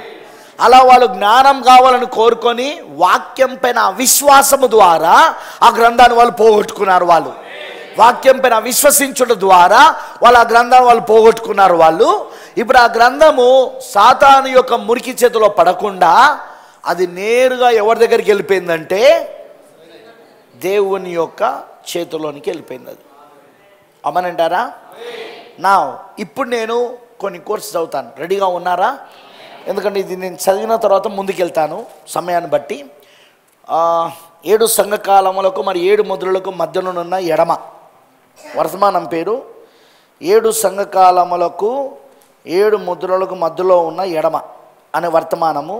ఈ వర్తమానంలో నేను ఇప్పుడు ఏం చదువుతున్నానో జాగ్రత్తగా చూడాలని మీరు కోరుతున్నాను. దయచేసి జాగ్రత్తగా చూడండి. 115వ పారాగ్రాఫ్, 115వ పారాగ్రాఫ్లో ప్రవక్త బ్రెన్హామ్ గారు ఏం చెప్తున్నారో చూడండి. ఇక్కడ వాట్ ఈజ్ సేయింగ్ చూడండి. అయితే గుర్తుంచుకొనుడి, మత్తయి 5వ అధ్యాయంలో పరిశుద్ధ గ్రంథం మనకు చెప్పుచున్నది, సాత్వికులు భూమిని స్వతంత్రించుకొందురు. సాత్వికులు ధన్యులు, వారు భూలోకమును స్వతంత్రించుకుంటారు. అది వాస్తవం. సాత్వికులు దీనులు భూమిని స్వతంత్రించుకుందురు. యేసు చెప్పెను, సాత్వికులు ధన్యులు, వారు సర్వసామాన్యంగా ఉండి ఏదో గొప్పగా ఉండవలనని ప్రయత్నించరు. సాత్వికులు అనేవారు ఎలా ఉంటారు? వారు సర్వసామాన్యముగా ఉండి ఏదో గొప్పగా ఉండవలనని ప్రయత్నించరు. అట్టివారు భూమిని స్వతంత్రించుకుందురు. యేసు అలాగూ చెప్పిన్నాడు. అవును, ఇప్పుడు వారు దానిని కలుషితం చేస్తున్నారు. భూమిని ఏం చేశారు? ఇప్పుడు కలుషితం చేస్తున్నారు. మరి దేవుడు వారిని నాశనం చేయును. తెలుసుగా మీ అందరికీ? భూమిని నాశనం చేసిన వారిని దేవుడు నాశనం చేయబోతున్నాడు. ప్రకటన గ్రంథంలో ఉంది ఆ మాట. ఆమేనంటారా? భూమిని నాశనం చేసిన వారిని దేవుడు కూడా నాశనం చేయబోతున్నాడు. ఎందుకంటే ఈ భూమిని ఇప్పటికే వాళ్ళు కలుషితం చేసేశారు. పంచభూతములన్నీ కలుషితం అయిపోయినాయి. భూమి, ఆకాశము, గాలి, నిప్పు, నీరు అన్నీ కలుషితం అయిపోయినాయి. కరెక్టేనా? ఆమేనంటారా? ప్రవక్త అంటున్నాడు, వారు దానిని కలుషితం చేస్తున్నారు, మరి దేవుడు వారిని నాశనం చేయను. అయితే అది శుద్ధీకరించబడిన పిదప సాత్వికులు భూమిని స్వతంత్రించుకొనదరు. మనం ఇప్పుడు కాదు స్వతంత్రించుకునేది ఈ భూమిని, ఎందుకంటే ఇది కలుషితం చేయబడింది. ఇప్పుడు ఇది ఆదాము చేతిలో నుండి భూమి ఎవరి చేతిలోకి వెళ్ళిపోయిందంటే అపవాది చేతిలోనికి వెళ్ళిపోయింది. హక్కుపత్రం మన చేతిలోకి వెళ్ళలే, సంగ్రహ హక్కుపత్రం మన చేతిలోకి వెళ్ళలే, కానీ భూమి వెళ్ళిపోయింది. ఓ విధంగా చెప్పాలంటే వాడు కబ్జా చేశాడు. వాడు కబ్జా అంటే తెలుసుగా మీకు? ఒరిజినల్గా ఆ ప్లేస్ ఆ వ్యక్తిది కాదు, ఇంకెవరిదో. దాని రిజిస్ట్రేషన్ పేపర్లు చూస్తే అది ఇంకెవరో పేరు పైన ఉంటుంది. కానీ ఈ వ్యక్తి వెళ్ళి ఏం చేస్తాడు? ఇది నాది అని బోర్డు పాతాడు. దాన్నే కబ్జా అంటారు. కరెక్టేనా? లూసిఫర్ ఏం చేశాడు? ఇప్పుడు వాస్తవంగా ఈ భూమి ఎవరికి ఇవ్వబడిందంటే ఆదాంకి ఇవ్వబడింది. కానీ ఆదాము చేతిలో ఉన్నాడు, వాడు కబ్జా చేశాడు. వాడు ఇంతకు లూసిఫర్ని ఒకవేళ నువ్వు అడిగినావు అనుకో, అరే లూసిఫర్, ఇప్పుడు ఇది నీదంటున్నావు కదా ఈ భూమి, ఏది ఒకసారి పేపర్లు చూపించు, టైటిల్ డీడ్, హక్కుపత్రం చూపించు, నీ పేరు పైన ఉన్న హక్కుపత్రం. వాని దగ్గర లేదు. ఎందుకంటే వాస్తవంగా ఆ హక్కుపత్రంలో వాని పేరు కూడా లేదు. మళ్ళీ ఆ హక్కుపత్రంలో వాని పేరు కూడా లేదు. అది అది అది అది ఆదాం పేరు ఉన్నది. ఆదాము సంతానం పేరు ఉంది అక్కడ. ఆదాము సంతానం పేరు, గొర్రె పిల్లలో ఏర్పరచబడిన వాళ్ళ పేర్లు ఉన్నాయి అందులో. ఎవరెవరైతే యేసుక్రీస్తులో గొర్రె పిల్లలో ఏర్పరచబడ్డారో, యేసుక్రీస్తులో గొర్రె పిల్లలో ఏర్పరచబడ్డారో వాళ్ళ పేర్లున్నాయి హక్కుపత్రంలా, వాళ్ళ పేర్లున్నాయి టైటిల్ డీడ్లా. వాడి పేరు లేదు, కానీ వాడు ఏం చేశాడు? కబ్జా చేశాడు. అందుకే చాలాసార్లు కేసులు ఎట్లుంటాయి అంటే, కబ్జా చేసిన స్థలంది కోర్టుకి వెళ్తే నువ్వు మీ యొక్క స్థలము నీది అని చెప్పడానికి, అది నీది అని అంటున్నావు కదా కబ్జా చేసి, అది నీది అని చెప్పడానికి కావలసిన పేపర్లు తీసుకురా అంటాడు. కరెక్టేనా అండి? పోలీస్ స్టేషన్కి వెళ్తే ఆ పేపర్లు తీసుకురా అంటాడు. అసలు ఓనర్ దగ్గర ఉంటాయి పేపర్లు, కబ్జా చేసిన వాళ్ళ దగ్గర ఎందుకు ఉంటాయి? ఉండవు. అదిగో అక్కడే వాళ్ళు అంటారు, నువ్వు మోసగాడివి, నువ్వు ఇది ఇతంది, నీది కాదు, నీ దగ్గర ఏ పేపర్లు లేవు, ఇది నీదని చెప్పడానికి. అర్థమవుతుందా? ఇది నీదని చెప్పడానికి నీ దగ్గర ఏ పేపర్లు లేదు, అసలైన ఓనర్ ఇతను, అతని దగ్గర ఉంది ఈ పేపర్లు, అదిగో అతను పేరుంది ఇందులో, ఆ హక్కుపత్రంలో అతని పేరుంది అని చెప్పి అతనికి అప్పగిస్తారు. అంతేనా? పోలీస్ స్టేషన్లో కేసులు కానీ కోర్టులో కేసులు కానీ ఆ విధంగానే జరుగుతాయిగా. సేమ్ థింగ్ ఇప్పుడు లూసిఫర్ దగ్గర ఉన్న ఈ భూమి అది వాడిది కాదు. వాడు ఆదాము దగ్గర నుండి కబ్జా చేశాడు. వాడు వాస్తవంగా హక్కుపత్రం దగ్గరికి వెళ్ళి చూస్తే అందులో కూడా వీడి పేరు లేదు, హక్కుపత్రంలో కూడా వీడి పేరు లేదండి. అర్థమైందా? సేల్ డీడ్ హక్కుపత్రంలో కూడా వీడి పేర్లు లేదు. జగదు పునాది వేయబడక మునిపే ఎవరి పేర్లైతే క్రీస్తులో ఉండి ఏర్పరచబడి రాయబడ్డాయో వాళ్ళ పేర్లే అందులో ఉన్నాయి అక్కడ. అర్థమైందా? నామ చెప్పండి. అందుకోసమే లూసిఫర్ ఏం చేశాడు? ఈ భూమిని కబ్జా చేసి వాడు దీన్ని కలుషితం చేసేసాడు. అయితే దేవుడు మనకు మళ్ళీ తిరిగి ఇస్తానన్నాడు దీన్ని. ఆదాము పోగొట్టుకున్న ఈ భూమిని తిరిగి మళ్ళా ఇస్తానన్నాడు ఆయన. కానీ కలుషితమైపోయిన భూమిని ఇవ్వడు ఆయన. ముందు కలుషితమైపోయిన ఈ భూమిని ఆయన ముందు ఏం చేస్తాడంటే శుద్ధీకరిస్తాడు ఆయన. అదే మూడవ ప్రపంచ యుద్ధం. మూడవ ప్రపంచ యుద్ధంలో ఏం జరగబోతున్నది? దేవుడు ఈ భూమిని శుద్ధీకరించబోతున్నాడు ఆయన. కరెక్టేనా? కరెక్టేనా? అణుబాంబుల చేత, మరియు మరియు మరియు దాన్ని ఏమంటారంటే అగ్ని పర్వతముల యొక్క విస్ఫోటముల చేత అదంతా ఏం కాబోతున్నదంటే దేవుడి భూమిని మరలా శుద్ధీకరించబోతున్నాడు ఆయన. అప్పుడు శుద్ధీకరించిన తరువాత సాత్వికులు ధన్యులు, తగ్గింపు కలిగిన వారు ధన్యులు, దీనులు ధన్యులు. వాళ్ళకు ఆ దీనులకు, ఆ సాత్వికులకు ఇదిగో ఈ భూమి దేవుడు వారికి ఇవ్వబోతున్నాడు ఆయన. వాళ్ళు స్వతంత్రించుకోబోతున్నారు. వాళ్ళు దీనులు ఈ భూమిని స్వతంత్రించుకోబోతున్నారు. అందుకే ఇక్కడ నాకు 100 గజాలు లేవు, 200 గజాలు లేవు, 500 గజాలు లేవని ఏం బాధపడకండి. మనకు ఇక్కడ ఇచ్చినది వేస్టే కాదంటారా? ఆ కలుషితమైన భూమి మనకెందుకండి? అవునా కాదా? కానీ శుద్ధీకరించబడిన భూమిలో దేవుడు మనకి ఇవ్వబోతున్నాడు ఆయన. ఎందుకంటే మనమే అసలైన యజమానులం. దానికి అసలైన యజమానులు ఎవరంటే మనమే. ఎందుకు అది అసలైన యజమానులు మనం అంటున్నాం?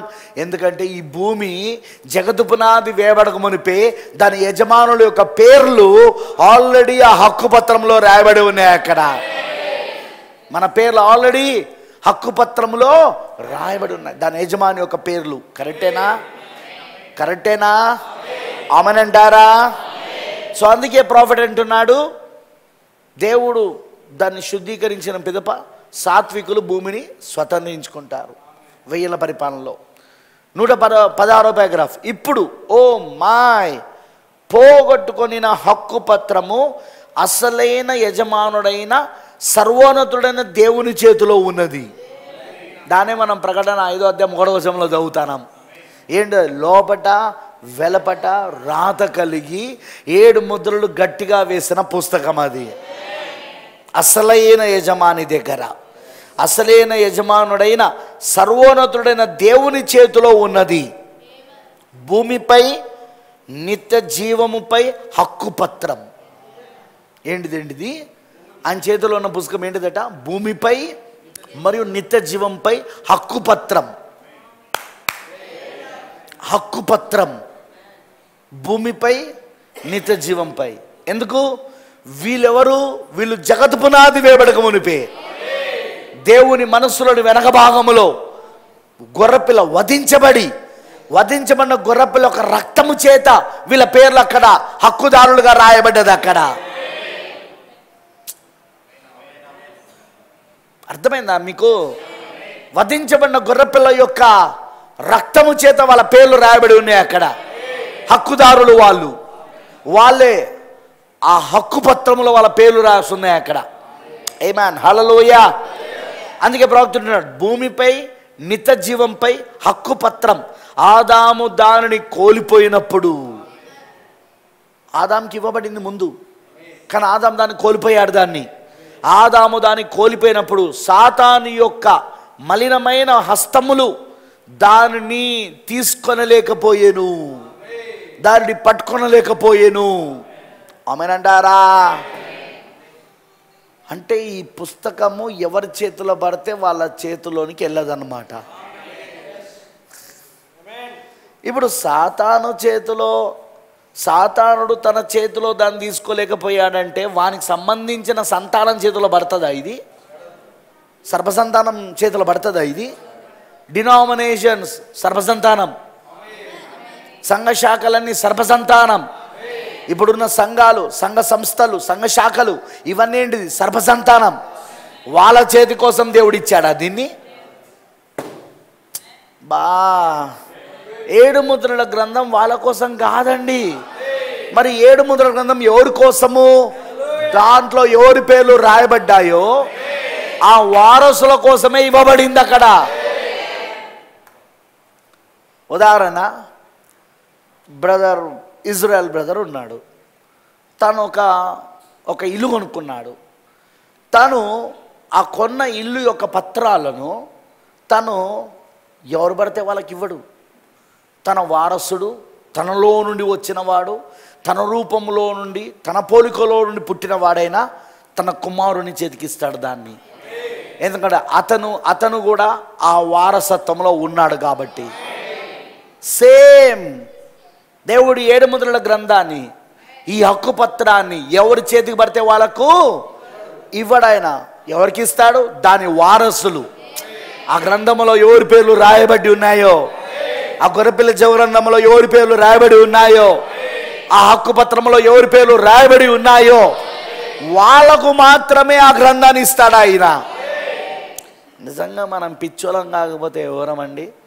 ఇది డినామినేషన్లకు అర్థం కావాలని చాలా మనం చెప్తా అంటాం బోధలు, కానీ వాడికి అర్థం కాదు. అది వాని చేతిలోకి వెళ్ళలేదు. అది మన చేతిలోనికి మనం వారసులం కాబట్టి మన చేతికి వచ్చింది. మనం దేవుని వారసులం కాబట్టి, మనం ఆ గ్రంథంలో మన పేర్లు అందులో రాయబడి ఉన్నది కాబట్టి, మనం ఆదాం సంతానం కాబట్టి అది మనకు వచ్చింది. సర్వసంతానం చేతికి ఎట్లా పోతుందండి? ఇదే మెసేజ్లో సర్వసంతానం ఉన్నదా? 100% ఉన్నది. అందుకే వాళ్ళకి 7 ముద్రలు అర్థం కావు. నువ్వెంత బోధ చేయి, ఎంత ప్రసంగం చేయి, వాళ్ళకి 7 ముద్రలు అస్సలు వాళ్ళకు అర్థం కావు. హక్కుపత్రం ఏంటిదో వాళ్ళకి అర్థం కాదు, ఎందుకంటే వాళ్ళ పేర్లు అందులో లేవు కదా. అందుకే వాళ్ళు 7 ముద్రలను పట్టుకొని తోటకూర, గోంగూర అని మాట్లాడుతూ ఉంటారు. నిజమండి, వాళ్ళు సర్పసంతానం కాబట్టి దాన్ని తోటకూర, గోంగూర అంటారు. దాన్ని ఏది 7 ముద్రలు? అరే అది హక్కుపత్రం రా ఎదవా. ఇక్కడ ఈ లోకంలో ఎన్ని స్థలాలు కొన్నా అదంతా అగ్ని చేత కాల్చేయబడబోతున్నది. రాబోయే భూమి శుద్ధీకరించబడిన భూమిలో నువ్వు ఉండాలా. అది అసలైన హక్కు మనది. ఇక్కడ ఎన్ని స్థలాలు కొంటేంది? వరంగల్లో కొంటేంది, రాజమండ్రిలో కొంటేంది, హైదరాబాద్లో కొంటేంది, లేకపోతే జింబాబ్వేలో కొంటేంది, లేకపోతే సౌత్ ఆఫ్రికాలో కొంటేంది, అంతా అగ్ని చేత కాల్చేయబడబోతున్నది. అందుకే ఈ తోటకూర బ్యాచ్కి అర్థం కాదు ఇది. ఈ తోటకూర బ్యాచ్కి, ఈ గోంగూర బ్యాచ్కి ఈ పుస్తకం ఇవ్వబడలే. సాతాను యొక్క మలినమైన హస్తాలు, సాతాను యొక్క మలినమైన చేతులు ఆ గ్రంథాన్ని పట్టుకోలేకపోయినవి. వాడే పట్టుకోలేకపోయినంటే వాని పిల్లలు ఏం పట్టుకుంటారు దాన్ని? వానికి సంతానం ఉందా భూమి పైన? అయ్యో, లూసిఫర్కి సంతానం లేదా? దేవునికి ఎలాగైతే భూమిపైన సంతానము ఉన్నదో మానవ జాతిలో, లూసిఫర్ కూడా మానవ జాతిలో సంతానం ఉన్నదా? సర్పసంతానం నువ్వు నమ్మట్లేదా? నువ్వు సర్పసంతానం నమ్మట్లేదా? మీరు సర్పసంతానం సిద్ధాంతాన్ని నమ్మట్లేదా? మీరు వానికి ఉన్నారా లేదా చెప్పండి నాకు. మరి వాళ్ళకి ఎట్లా పోతుందండి పుస్తకం? వాళ్ళకేం అర్థమవుతుందండి? అందుకే వాళ్ళు తోటకూర, గోంగూర అని మాట్లాడుతూ ఉంటారు వాళ్ళు. అందుకే వాళ్ళు ఎప్పుడు 7 ముద్రలు బోధించరు. వాళ్ళు ఎప్పుడు ఈ హక్కుపత్రం మీద బోధించరు. వాళ్ళు ఎప్పుడు వాళ్ళ సంఘాలలో వీటి మీద ప్రసంగాలు చెయ్యరు. వాళ్ళు అలాంటి సంఘాలకు పోయినావనుకో, నువ్వు ఒక తోటకూరవైతే గుర్తుంచుకో. నీకు కూడా 7 ముద్రలు ఎట్లుంటాయంటే తోటకూర, గోంగూర లాగా ఉంటుంది. కానీ 7 ముద్రలు ఏంటో తెలుసా? ఏకైక మనిషి కుమారుని శరీరం. ఎందుకంటే 7 ముద్రల గ్రంథం ఎవరో కాదు, యేసుక్రీస్తే. ఎంతమంది తెలుసు 7 ముద్రల గ్రంథం యేసుక్రీస్తే అని? గొర్రెపిల్ల జీవ గ్రంథం యేసుక్రీస్తే. యేసుక్రీస్తే గొర్రెపిల్ల జీవ గ్రంథం. యేసుక్రీస్తే 7 ముద్రల గ్రంథం. అది ఏకైక మనిషి కుమారుని శరీరమును తినడము, రక్తాన్ని తాగడము. ఈరోజు మనం ఏం చేస్తున్నాం? మనము గ్రంథాన్ని తింటానం మనం. అయ్యో, ప్రకటన 10వ అధ్యాయంలో 8వ వచనం నుండి 11వ వచనాలలో యోహాను ఆ గ్రంథాన్ని తీసుకొని తిన్నాడా లేదా? ఆ దూత చేతిలో ఉండే ఆ గ్రంథం తీసుకొని తిన్నాడా లేదా? ఏంటది? ఏకైక మనిషి కుమారుని శరీరం, రక్తం. అది శరీరాన్ని, రక్తాన్ని తింటున్నారు వాళ్ళు, తాగుతున్నారు వాళ్ళు. నా శరీరము తిని నా రక్తం త్రాగువాడే నిత్య జీవం గలవాడు. అదే మనిషి కుమారుని శరీరము, రక్తము. అదే ఆ గ్రంథం, అదే ఆ వాక్యం. తింటున్నామా ఈ రోజున మనం? ఎందుకు? మనం పక్షిరాజు పిల్లలం కాబట్టి. పీనుగ ఎక్కడ ఉండునో పక్షిరాజులు అక్కడ పోగవును. మనిషి కుమారుని శరీరం ఎక్కడ ఉండునో, గ్రంథం ఎక్కడ ఉండునో, ఆ 7 ముద్ర గ్రంథం ఎక్కడ ఉండునో, అది ఎక్కడ బోధించబడునో, ఎక్కడ అది తినిపించబడునో అక్కడికి పక్షిరాజులు పోగవుతాయి. మరి కోడి పిల్లలు ఏమవుతాయి? వదిలిపెట్టి వెళ్ళిపోతాయి. ఎందుకంటే వాటికి పక్షిరాజు ఆహారం పడదుగా. కోడి పిల్లలకు పక్షిరాజు ఆహారం పడతాయా? కోడి పిల్లలకు పక్షిరాజు ఆహారం తినగలుగుతాయా? అవి చిన్న చిన్న పురుగులు తినేటివి. అవి చిన్న చిన్న పురుగులు కాళ్ళతో ఇలా ఇలా అని అనుకుంటూ తినేవి. అవి వాటికి చిన్న చిన్న పురుగులు కావాలా? వాటికి ఇంత 7 ముద్రలు, యేసుక్రీస్తు శరీరం, హక్కుపత్రం, గొర్రెపిల్ల జీవ గ్రంథం, ఇవన్నీ అంటే వాడికి ఏం అర్థం కాక చెప్పుకుంటా అంటాడు. ఏందేందో మాట్లాడుతాను అర్థం కాని భాషలో పాస్టర్ గారు. అదే ఇంకోడు ఉంటాడు, కోడిపిల్ల భాష మాట్లాడుతూ ఉంటాడు వాడు. అది కోడి పెట్టేది. నిజమండి నేను చెప్పేది, జరుగుతున్నాయి ఇప్పుడు అవి. అందుకే ఈ కోడి పిల్లలన్నీ ఎక్కడికి వెళ్ళిపోతాయంటే కోడిపిట్ట దగ్గరికి వెళ్ళిపోతాయి. కానీ అదే పక్షిరాజు పిల్లలు ఎక్కడికి వస్తాయంటే ఏకైక మనిషి కుమారుని శరీరం ఎక్కడ ఉంటుందో అక్కడ పక్షిరాజులు పోగైతే అన్నాడా లేదా? ఎత్తబడే సమయంలో ఏం జరుగుతుంది అన్నాడు ఆయన. ఎక్కడ పీనుగా ఉండునో అక్కడ పక్షిరాజులు పోగా. ఏంటా పీనుగా? యేసుక్రీస్తు యొక్క శరీరం, ఆయన రక్తం, మనిషి కుమారుని శరీరం, ఆయన రక్తం. అదే ఆ గ్రంథం. ప్రకటన 10లో అది గ్రంథం, అది ఆ వాక్యం. దాన్ని ఎవరు తినగలుగుతారు? పక్షిరాజు పిల్లలు మాత్రమే. మిగతా వాళ్ళకంతా గ్రంథం ఎట్లుంటుంది? తోటకూర, గోంగూర. అది వాడికి పక్షిరాజు ఆహారం కాదు, మాంసం కాదు. వాడికి తోటకూరలాగా అనిపిస్తుంది వాడికి. ఎందుకది సర్పసంతానం. అది వర్తమానంలో ఉన్న సర్పసంతానం. అది వర్తమానం ట్యాగ్ తగిలించుకున్న సర్పసంతానం. ఎందుకు బ్రదర్ వీళ్ళని దేవుడు ఎందుకు అనుమతించాడు? మరి సాధ్యమైతే ఏర్పరచమన్న వారిని సైతము మోసగించుటకు ప్రయత్నించాలని మత్తయి సువార్త 24:24 రాయబడలేదా? మరి వీళ్ళు రావాలి కదా. మరి అట్లాంటప్పుడు సరేనండి, సతీష్ కుమార్ వచ్చి చెప్తే మనం నమ్ముతామా? చెప్పండి. లేకపోతే శ్యామ్ కిషోర్ వచ్చి చెప్తే మనం నమ్ముతామా? మరి మనం ఎవరు నమ్ముతాం? ఇదే మెసేజ్లో ఉన్నామని చెప్పుకుంటున్న వాళ్ళది. ఇదే మెసేజ్ పేరు వాడుకుంటూ message tag, entire message church tag పేరు పెట్టుకొని, విలియం బ్రెన్హామ్ ఫోటో పెట్టుకొని, మేఘం ఫోటో పెట్టుకొని, ఆయన చెప్పింది నమ్మకుండా, విలియం బ్రెన్హామ్ గారు చెప్పిన ప్రతి మాటను నమ్మకుండా, మేఘంని నమ్మకుండా, దాని గురించి బోధించకుండా, ఉట్టి ట్యాగ్ మాత్రమే పెట్టుకొని, ఫోటోలు మాత్రమే పెట్టుకుని వాళ్ళ మాటలు నమ్మి మోసపోతారా? మోసపోరా? అదే ఇప్పుడు జరుగుతుంది. దట్స్ ట్రూ, అది నిజం. అది వాడు అంటాడు మనకిప్పుడు 7 ముద్రలు అవన్నీ ఏం అక్కర్లేదు మనకు. ఏంటి 7 ముద్రలు అక్కర్లేదా? అదే మన ఆహారం. ఇప్పుడు ఆ గ్రంథమే మన ఆహారం. యోహానుకి ఆహారం ఏంటిది? ఆ గ్రంథం. యోహాను ఆ గ్రంథముగా మారాడా లేదా? ఆ గ్రంథాన్ని యోహాను తిన్నాడు, ఆ గ్రంథముగా యోహాను మారిపోయాడు. ఇప్పుడు కూడా నువ్వు వాక్యాన్ని తిన్నప్పుడు, ఆ గ్రంథాన్ని తిన్నప్పుడు నువ్వు వాక్యంగా మారిపోతున్నావా లేదా? ప్రవక్త ఏమన్నాడు? యేసుక్రీస్తు వాక్యము కాబట్టి ఆయన పెళ్లి కుమార్తె కూడా వాక్యమై ఉండాలి. యేసుక్రీస్తు పెళ్లి కుమారుడు వాక్యం కాబట్టి పెళ్లి కుమార్తె కూడా వాక్యమై ఉండాలి. వధువు కూడా వాక్యమై ఉండాలి. ఎలా ఉండగలదు? వాక్యాన్ని తిన్నప్పుడు, వాక్యముగా మారినప్పుడు. వాక్యముగా ఎప్పుడు మారగలదామే? వాక్యముగా ఎప్పుడు మారగలదా వధువు? వాక్యాన్ని తిన్నప్పుడు. పక్షిరాజు ఆహారం అది, ఏకైక మనిషి కుమారుని శరీరం అది. ఆ గ్రంథం ఏంటిది? ఏకైక మనిషి కుమారుని శరీరము, రక్తం అది, జీవం అది. ఆమెనంటారా? పీరుగా ఎక్కడున్నో పక్షిరాజులు అక్కడ పోగవుతాయి. అక్కడ మ్యాన్. హల్లెలూయా. అర్థమైంది అందరికీ? అర్థమైన వాళ్ళందరూ ఆమె చెప్పండి. అందరికి అర్థమవుతున్నదా? సో ఈ గ్రంథము సాతాను యొక్క చేతిలో పడకుండా, ఎందుకంటే వానికి అంత అర్హత లేదు ఆ గ్రంథాన్ని తీసుకునేంత అర్హత. ఆ గ్రంథాన్ని తీసుకునే అర్హత వాడికి లేదు. ఇక్కడ నేను ఒక విషయం చెప్పి ముగిస్తా. హక్కుపత్రం మర్చిపోకండి పాయింట్. గ్రంథము ఎవరి చేతిలోనికి వెళ్ళగలదంటే కేవలము ఇద్దరు చేతిలోనికి. అఫ్కోర్స్ ఆదాము దాన్ని పోగొట్టుకున్నప్పుడు ఆ గ్రంథాన్ని భూమిపైన, నిత్య జీవం పైన, హక్కుపత్రాన్ని ఆదాం పోగొట్టుకున్నప్పుడు, దాన్ని కోల్పోయినప్పుడు సాతాను యొక్క మలినమైన చేతుల్లోనికి అది వెళ్ళకుండా దాన్ని అసలైన యజమానుడైన దేవుని యొద్దకు తిరిగి వెళ్ళిపోయి అది దేవుని చేతిలో ఉంది. కానీ దాన్ని దేవుని చేతిలో నుండి తీసుకునే హక్కు ఇద్దరికి ఉంది. ఒకటి,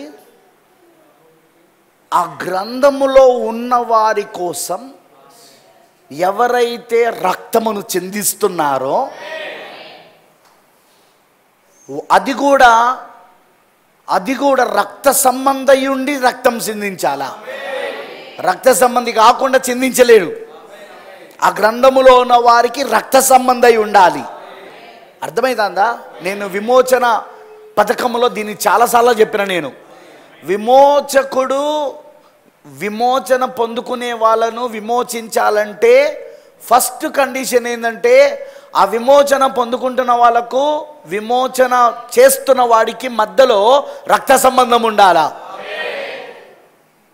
ఏముండాలి? కిన్స్మెన్, రక్త సంబంధం, బంధుత్వం. అట్లయితేనే అతను రక్తమును చెందించి విమోచించగలడు. అది బోయాజు రూతు కథలో మనకు కనబడుతుంది. నయోమి స్వాస్థ్యాన్ని ఎవరు పడితే వాళ్ళు జాలిపడి విడిపించడానికి వీల్లేదు. నయోమి పరిస్థితిని చూసి ఎవరో ఒకడు జాలిపడి, నేను కడతానండి, నీ స్వాస్థ్యాన్ని విడిపించడానికి కావలసిన వెల నేను చెల్లిస్తా అంటే ఒప్పుకోదు. అక్కడ చట్టం ఏం చెప్తుందంటే నయోమికి రక్త సంబంధి కావాలి, దగ్గర బంధువు. అయ్యో, రక్త సంబంధి లేకుండా చేయడానికి వీల్లేదు. ఒకటి, అది కండిషన్. అర్థమైంది అందరికీ? సో యేసుక్రీస్తు ఎవరు అంటే మన రక్త సంబంధి. మనం ఎవరము అంటే ఆ గ్రంథంలో రాయబడిన వాళ్ళ మనం. అందుకే యేసుక్రీస్తు మాత్రమే మన కోసం రక్తం చిందించగలడు. దూతలు మన రక్త సంబంధి కాదు. ఎందుకంటే దూతల శరీర నిర్మాణం వేరు, మానవుని శరీర నిర్మాణం వేరు. మానవుడికి దూతలకు మధ్యలో రక్త సంబంధం లేదు. అర్థమైన వాళ్ళందరూ రామ చెప్పండి. మానవుడికి దూతలకు మధ్యలో రక్త సంబంధము లేదు. ఇక మీరు అనొచ్చు, ప్రవక్తలు ఉన్నారు కదా, ప్రవక్తలకే విమోచన కావాలి. ఎందుకంటే ప్రతి వారు ప్రవక్తలైనా సరే ఎవరైనా సరే ఆది పాపం ద్వారా జన్మించబడ్డారు. ఆది పాపం ద్వారా జన్మించబడినప్పుడు వాడు పాపి అవుతున్నాడు కదా. పాపములోనే నా తల్లి నన్ను గర్భము ధరించను, పాపములో పుట్టినవాడను. నేను పాపములో పుట్టినవాడను, పాపములోనే నా తల్లి నన్ను గర్భం ధరించింది. సో ప్రవక్తలందరూ కూడా పాపంలోనే తల్లి గర్భంలో రూపించబడ్డారా లేదా? తల్లి గర్భంలో రూపించబడుతున్నప్పుడే పాపంలో రూపించబడ్డారు. ఎందుకు? తల్లిదండ్రుల యొక్క శరీర ఇచ్ఛ ద్వారా తల్లిదండ్రుల యొక్క రక్త మాంసములను పంచుకొని పుడుతున్నారు వాళ్ళు. అక్కడ ఆది పాపం ద్వారా పుడుతున్నారు. ఆది పాపం ఏంటిది? సెక్స్, లైంగిక చర్య. ఈ లైంగిక చర్య ద్వారా వాళ్ళు పుడుతున్నారు కాబట్టి వాళ్ళకే విమోచన కావాలా. సో వాళ్ళు ఇంకొకళ్ళను విమోచించేది ఎక్కడిదిగా? వాళ్ళకే విమోచన కావాలి, ప్రవక్తలకే విమోచన కావాలి. ఎందుకంటే ప్రతి మానవుడు పాపము చేసి దేవుడు అనుగ్రహించిన మహిమను పొందుకోలేకపోతున్నాడు. నీతిమంతుడు ఒక్కడునూ లేడు, అందరూ దారి తప్పి గొర్రెల వలె దారి తప్పి తిరుగుతూ ఉన్నారు. ఉందా బైబిల్లో ఈ మాటలన్నీ? ఎందుకంటే అందరూ ఆది పాపం ద్వారా జన్మించబడ్డారు. తల్లి గర్భములో పాపములో రూపించబడి అబద్ధాలు మాట్లాడుతూ ఈ లోకంలోకి ప్రవేశించి, జన్మ ద్వారా అబద్ధాలు మాట్లాడుతూ ఈ లోకంలోకి ప్రవేశించి మోసంలో జీవిస్తున్నారని బైబిల్ చెప్తా ఉన్నది.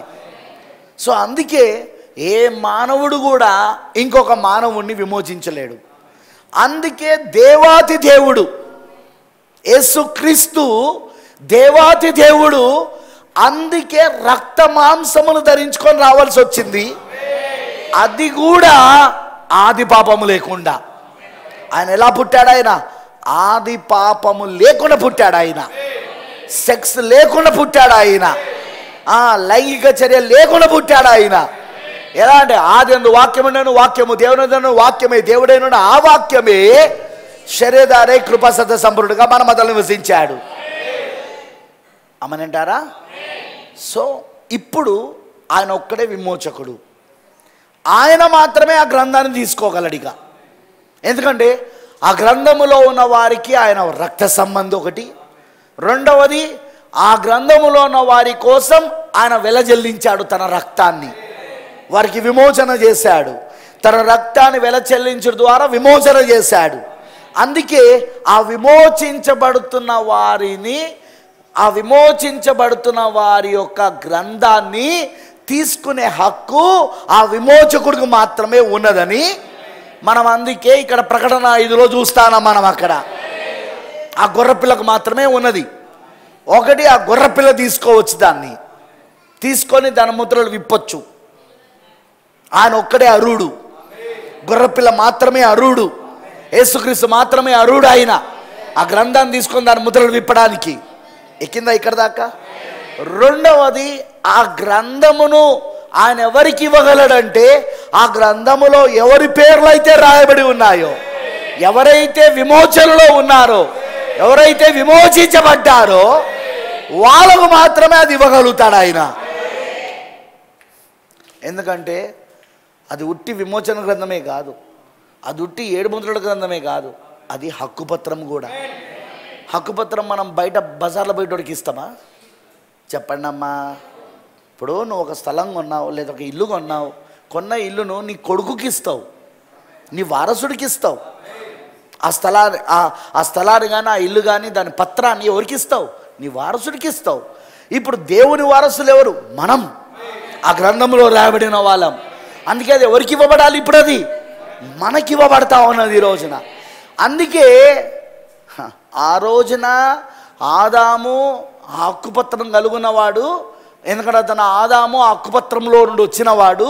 ఆ హక్కుపత్రంలో అతని పేరున్నది, ఆదాం పేరున్నది. కానీ ఆదాము దానిని పోగొట్టుకున్నప్పుడు, ఎందుకు? విశ్వాసానికి బదులుగా, వాక్యం పైన విశ్వాసానికి బదులుగా జ్ఞానమును కోరుకున్నాడు. కాబట్టి వాక్యం పైన అవిశ్వాసం వలన దాన్ని పోగొట్టుకున్నాడు. కానీ దానిని సాతానుడు తన చేతిలోనికి, తన మలినమైన హస్తములలోనికి, తన చెడ్డ హస్తాలలోనికి దాన్ని తీసుకోవాలనుకున్నాడు, కానీ తీసుకోలేకపోయాడు. ఎందుకంటే అది అతనికి చెందింది కాదు కాబట్టి. అందుకే అది డైరెక్ట్గా ఎవరి దగ్గరికి వెళ్ళిందంటే అసలైన యజమానైన సర్వోన్నతుడైన దేవుని చేతిలోకి వెళ్ళింది. అక్కడ ఎందుకున్నది అంటే విమోచకుడు వచ్చి దాన్ని తీసుకునేదాకా.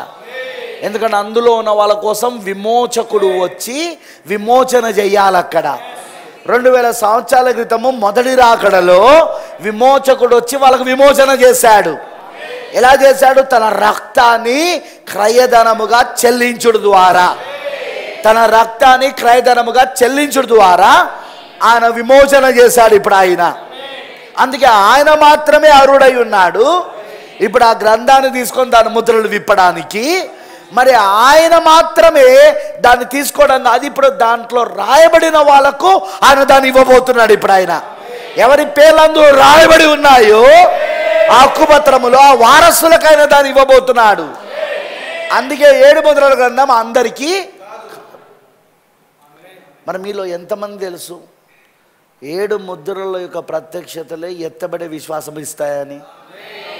ప్రవక్త బ్రెన్హామ్ గారు ఏమని చెప్పాడు? ఎత్తబడే విశ్వాసం ఎక్కడున్నదట? 7 ఉరుములలో ఉన్నది అన్నాడు. ఎందులో? కానీ 7 ఉరుములు బైబిల్లో రాయబడ్డాయా? రాయబడలే, కానీ దాచబడ్డాయి. రాయబడిన వాక్యం కిందనే దాచబడి ఉన్నాయి అవి. రాయబడిన వాక్యం కింద రాయబడిన వాక్యముగా దాచబడి ఉన్నాయి అవి. అందుకే 7 ఉరుములు. 7 ఉరుములు అంటే ఏంటో కాదు, కానీ 7 ముద్రల యొక్క ప్రత్యక్షతలు. ఎందుకంటే 7 ఉరుములను తెరిచింది ఏంటిదంటే, 7 ముద్రలను తెరిచింది ఏంటంటే 7 ఉరుముల యొక్క స్వరము తెరిచింది. మీకు అర్థమవుతుందా? 7 ముద్రలను తెరిచినది 7 ఉరుముల స్వరము. 7 ముద్రల యొక్క ప్రత్యక్షతలే 7 ఉరుములై ఉన్నవి. మరి 7 ఉరుములలోనే ఎత్తబడే విశ్వాసం ఉన్నదన్నాడు ప్రవక్త. అంటే ఇప్పుడు ఏంటిది? 7 ముద్రల యొక్క ప్రత్యక్షతే 7 ఉరుములు. కాబట్టి ఇప్పుడు ఆ 7 ఉరుములలోనే ఎత్తబడే విశ్వాసం ఉన్నదంటే 7 ముద్రల యొక్క ప్రత్యక్షతలలో ఎత్తబడే విశ్వాసం ఉన్నది. 7 ముద్రల ఒక ప్రత్యక్షతలో, ఆ ప్రత్యక్షతలు నీకు రావాలంటే నిజంగా ముద్రలలో నువ్వు ఉండి ఉండాలి. ఎప్పుడు? జగత్తు పునాది నిజంగా నీవు ఆ గొర్రెపిల్ల జీవ గ్రంథంలో, ఆ 7 ముద్రల గ్రంథంలో, ఆ గ్రంథానికి ఇవన్నీ పేర్లు. అది గొర్రెపిల్ల జీవ గ్రంథం, అది విమోచన గ్రంథం, అది 7 ముద్రల గ్రంథం, అది హక్కు పత్రం. అర్థమైంది అందరికీ? అందులో నీ పేరు ఉంటే ఇప్పుడు ఆ గ్రంథం నీకు ఇవ్వబడుతున్నప్పుడు అది తెరవబడుతూ ఉన్నది. అది నీకు తెరవబడుతూ ఉన్నప్పుడు ఆమేన్, అది నీకు శరీర మార్పునిచ్చే విశ్వాసం, ట్రాన్స్లేటింగ్ ఫెయిత్, శరీర మార్పునిచ్చే విశ్వాసం, మార్పు చెందించే విశ్వాసం, శరీర మార్పు చెందించే విశ్వాసం, ఎత్తబడే విశ్వాసం. ఎత్తబడే ఏంటిది? శరీర మార్పు. శరీర మార్పు చెందించే విశ్వాసం దేవునికి ఇస్తూ ఉంటాడు. అందుకే ఈ గ్రంథం ఎవరి చేతిలో పడితే వాళ్ళ చేతిలోకి ఇవ్వడానికి లేదు, ఇవ్వలేడు కూడా. ఆయన ఈరోజు అది నీకు ఇచ్చాడు అంటే, ఆ హక్కుపత్రాన్ని, ఆ గ్రంథాన్ని నీకు ఇచ్చాడు అంటే గుర్తుపెట్టుకో, నువ్వు అందులో ఉన్నావు కాబట్టి, అందులో నువ్వు వారసుడు కాబట్టి. ఆమేన్, హల్లెలూయా. అర్థమైంది అందరికీ? అందుకే బైబిల్ చెప్తున్నట్టుగా ఇప్పుడు ఆ హక్కుపత్రం దేవుని కుడి చేతిలో ఉంది. దాన్ని తెరిచి, ఆ గ్రంథాన్ని తెరిచి, ఆ ముద్రలను తెరిచి, వాళ్ళకు ఎవరైతే ఆ గ్రంథంలో రాయబడి ఉన్నారో, జగద్పునాది వేబడింపు, వాళ్ళకు వాళ్ళ పేర్లు బయలుపరచాలి. ఇందులో నీ పేరు ఉందని. అప్పుడు వాళ్ళు భూమిపైన హక్కు, నిత్య జీవం పైన హక్కును పొందుకుంటున్నారు. అప్పుడు ఈ భూమిని వాళ్ళు పరిపాలించబోతున్నారు. 3వ ఈడుపు పరిచర్య వాళ్ళకు జరుగుతుంది. ఎందుకంటే 3వ ఈడుపు పరిచర్యలో ఏంటిది? సృష్టి వారి మాటకు లోబడుతుంది. సృష్టి యావత్తు మిగిలిన ఆశతో తేరు చూస్తున్నది. ఎవరి కోసము? దేవుని కుమారుల ప్రత్యక్షత. ఎవరి దేవుని కుమారులు అంటే ఆ గ్రంథంలో రాయబడి ఉన్నారు, ఆ హక్కుపత్రంలో రాయబడి ఉన్నారు. వాళ్ళు ఎప్పుడు బయలుపరచబడతారా? వాళ్ళకి ఎప్పుడైతే ఆ ప్రత్యక్షత వస్తుందో అది మేమే అని. ఎప్పుడు వస్తుంది? ఆ గ్రంథం తెరబడినప్పుడు, గొర్రెపిల్ల ఆ గ్రంథాన్ని వాళ్ళకి తెరిచినప్పుడు, వ్యక్తిగతంగా గొర్రెపిల్ల వాళ్ళకి ఆ గ్రంథాన్ని తెరిచినప్పుడు, వాళ్ళ పేరు అందులో వాళ్ళు చూసుకున్నప్పుడు, అదిగో వాళ్ళకు మేమే ఆ దేవుని కుమారులము, మేమే ఆ దేవుని కుమార్తెలు మనం బయలుపరచబడినప్పుడు, అదిగో అప్పుడు వాళ్ళకు 3వ ఈడుపు పరిచర్య. 3వ ఈడుపు పరిచర్య ఏంటిది? పలకబడిన మాట పరిచర్య. సృష్టి ఆ దేవుని కుమారులు నోటిలో నుండి వచ్చే పలకబడిన మాటకు లోబడడం. అది ముందు ఎవరిలో చూపించబడ్డది అంటే ప్రవక్తలో చూపించబడ్డది, మన విలియం బ్రెన్హామ్లో. ఎందుకు? విలియం బ్రెన్హామ్ ఎవరంటే మొదటి పన, అల్లాడించబడిన మొదటి పన, పరిపక్వతలోనికి వచ్చిన మొదటి పన. అర్థమైంది అన్నది? తెలుసుగా మీకు? ప్రథమ ఫలము, మొదటి పన, అల్లాడించబడాల, ప్రథమ ఫలము. అదే విలియం బ్రెన్హామ్. సృష్టి ఆయనను గుర్తించిందా? కొలరాడోలో వచ్చిన మంచు తుఫాను ఎందుకు లోబడింది ఆయన మాటకు? అదిగో తేనెటీగలు ఎందుకు లోబడ్డాయి ఆయన మాటకు? అదిగో అనేక మందిని చంపిన ఆ భయంకరమైన జంతువు, ఆ దున్నపోతు ఎందుకు ఆయన మాటకు లోబడింది? నీకు అర్థమవుతామని చెప్పింది. ప్రైజ్ ది లార్డ్, హల్లెలూయా. ఇవన్నీ ఎందుకు లోబడ్డాయి? ఈ సృష్టి ఆయన చేతిలో, ఆయన గడ్డి పూసను పట్టుకుంటే అదిగో ఆ జింకలు ఎంత దగ్గరకు వచ్చినాయంటే ఆయన చేతిలో దగ్గరకు వచ్చి చేతులను గడ్డి పూసను తినడం మొదలుపెట్టినాయి, చేతులను నాకడం మొదలుపెట్టినాయి, ప్రవక్త గారి చేతులను. అది ఎప్పుడు అలా జరగదు. అది ఏంటది? సృష్టి గుర్తిస్తున్నది దేవుని కుమారుణ్ణి. మన కాలంలో మొట్టమొదటిగా పరిపక్వత చెంది అల్లాడించబడిన మొదటి పని ఎవరంటే విలియం బ్రెన్హామ్. ఇప్పుడు విలియం బ్రెన్హామ్ గారికి జరిగిందే మిగతా వధువుకి జరగాలి, పెళ్లి కుమార్తెకు జరగాలి. అదే 3వ ఈడుపు పరిచర్య. ఆమేనంటారా?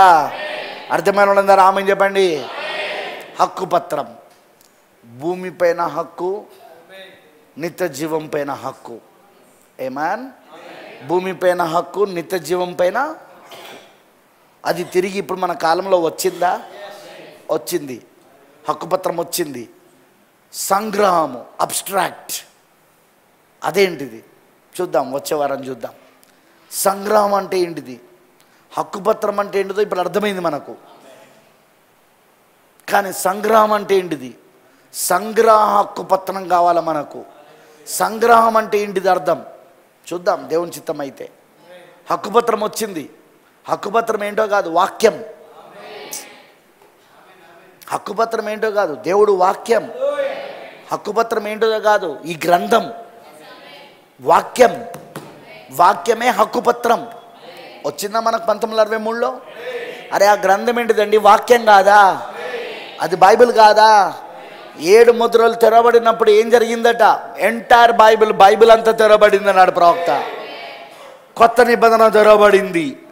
పాత నిబంధన ఛాయలు నీడలు, కొత్త నిబంధనకి ఏదైతే ఛాయలు నీడలుగా పాత నిబంధనలో అది కూడా తెరవబడింది. ఇప్పుడు మనకు ఛాయలు నీడలు తెరబడ్డాయి. పాత నిబంధన ఛాయలు నీడలు తెరబడ్డాయి.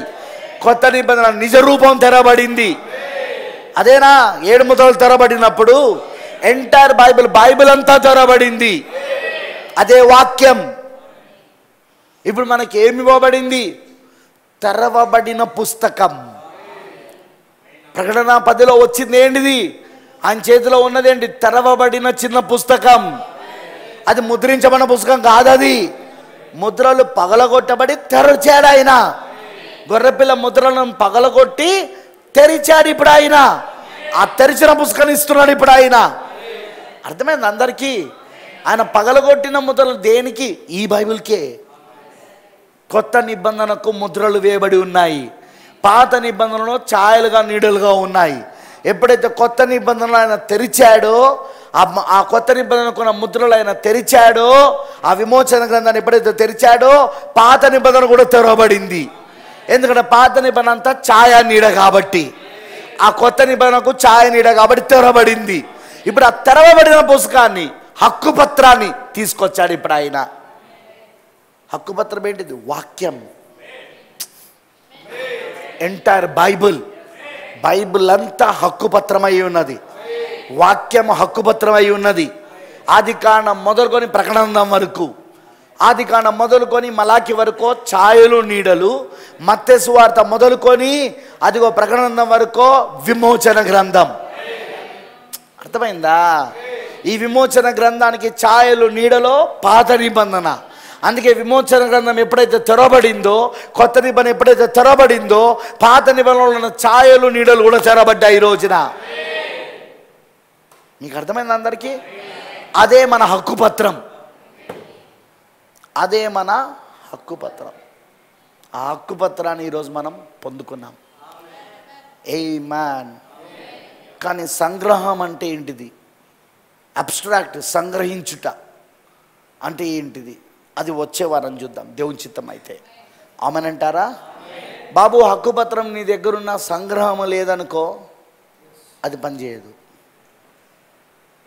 హక్కుపత్రం నీ దగ్గర ఉన్న, టైటిల్ డీడ్ నీ దగ్గర ఉన్న, అబ్స్ట్రాక్ట్ లేదనుకో నీ దగ్గర, అబ్స్ట్రాక్ట్ సంగ్రహము అబ్స్ట్రాక్ట్ లేదనుకో, ఆ టైటిల్ డీడ్ పనిచేయదు. టైటిల్ డీడ్ పనిచేయదు. అబ్స్ట్రాక్ట్ నీ దగ్గర ఉండాలి.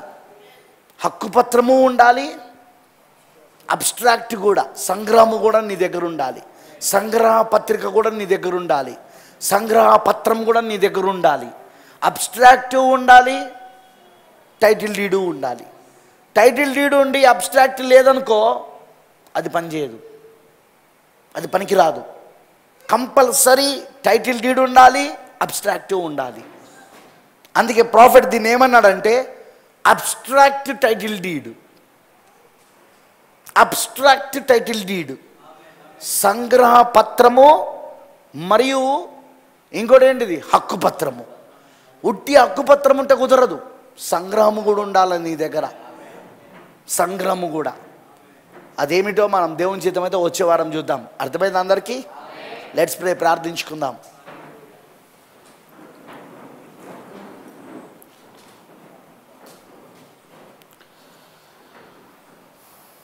ఓ దేవుడికి మహిమ కలుగును గాక.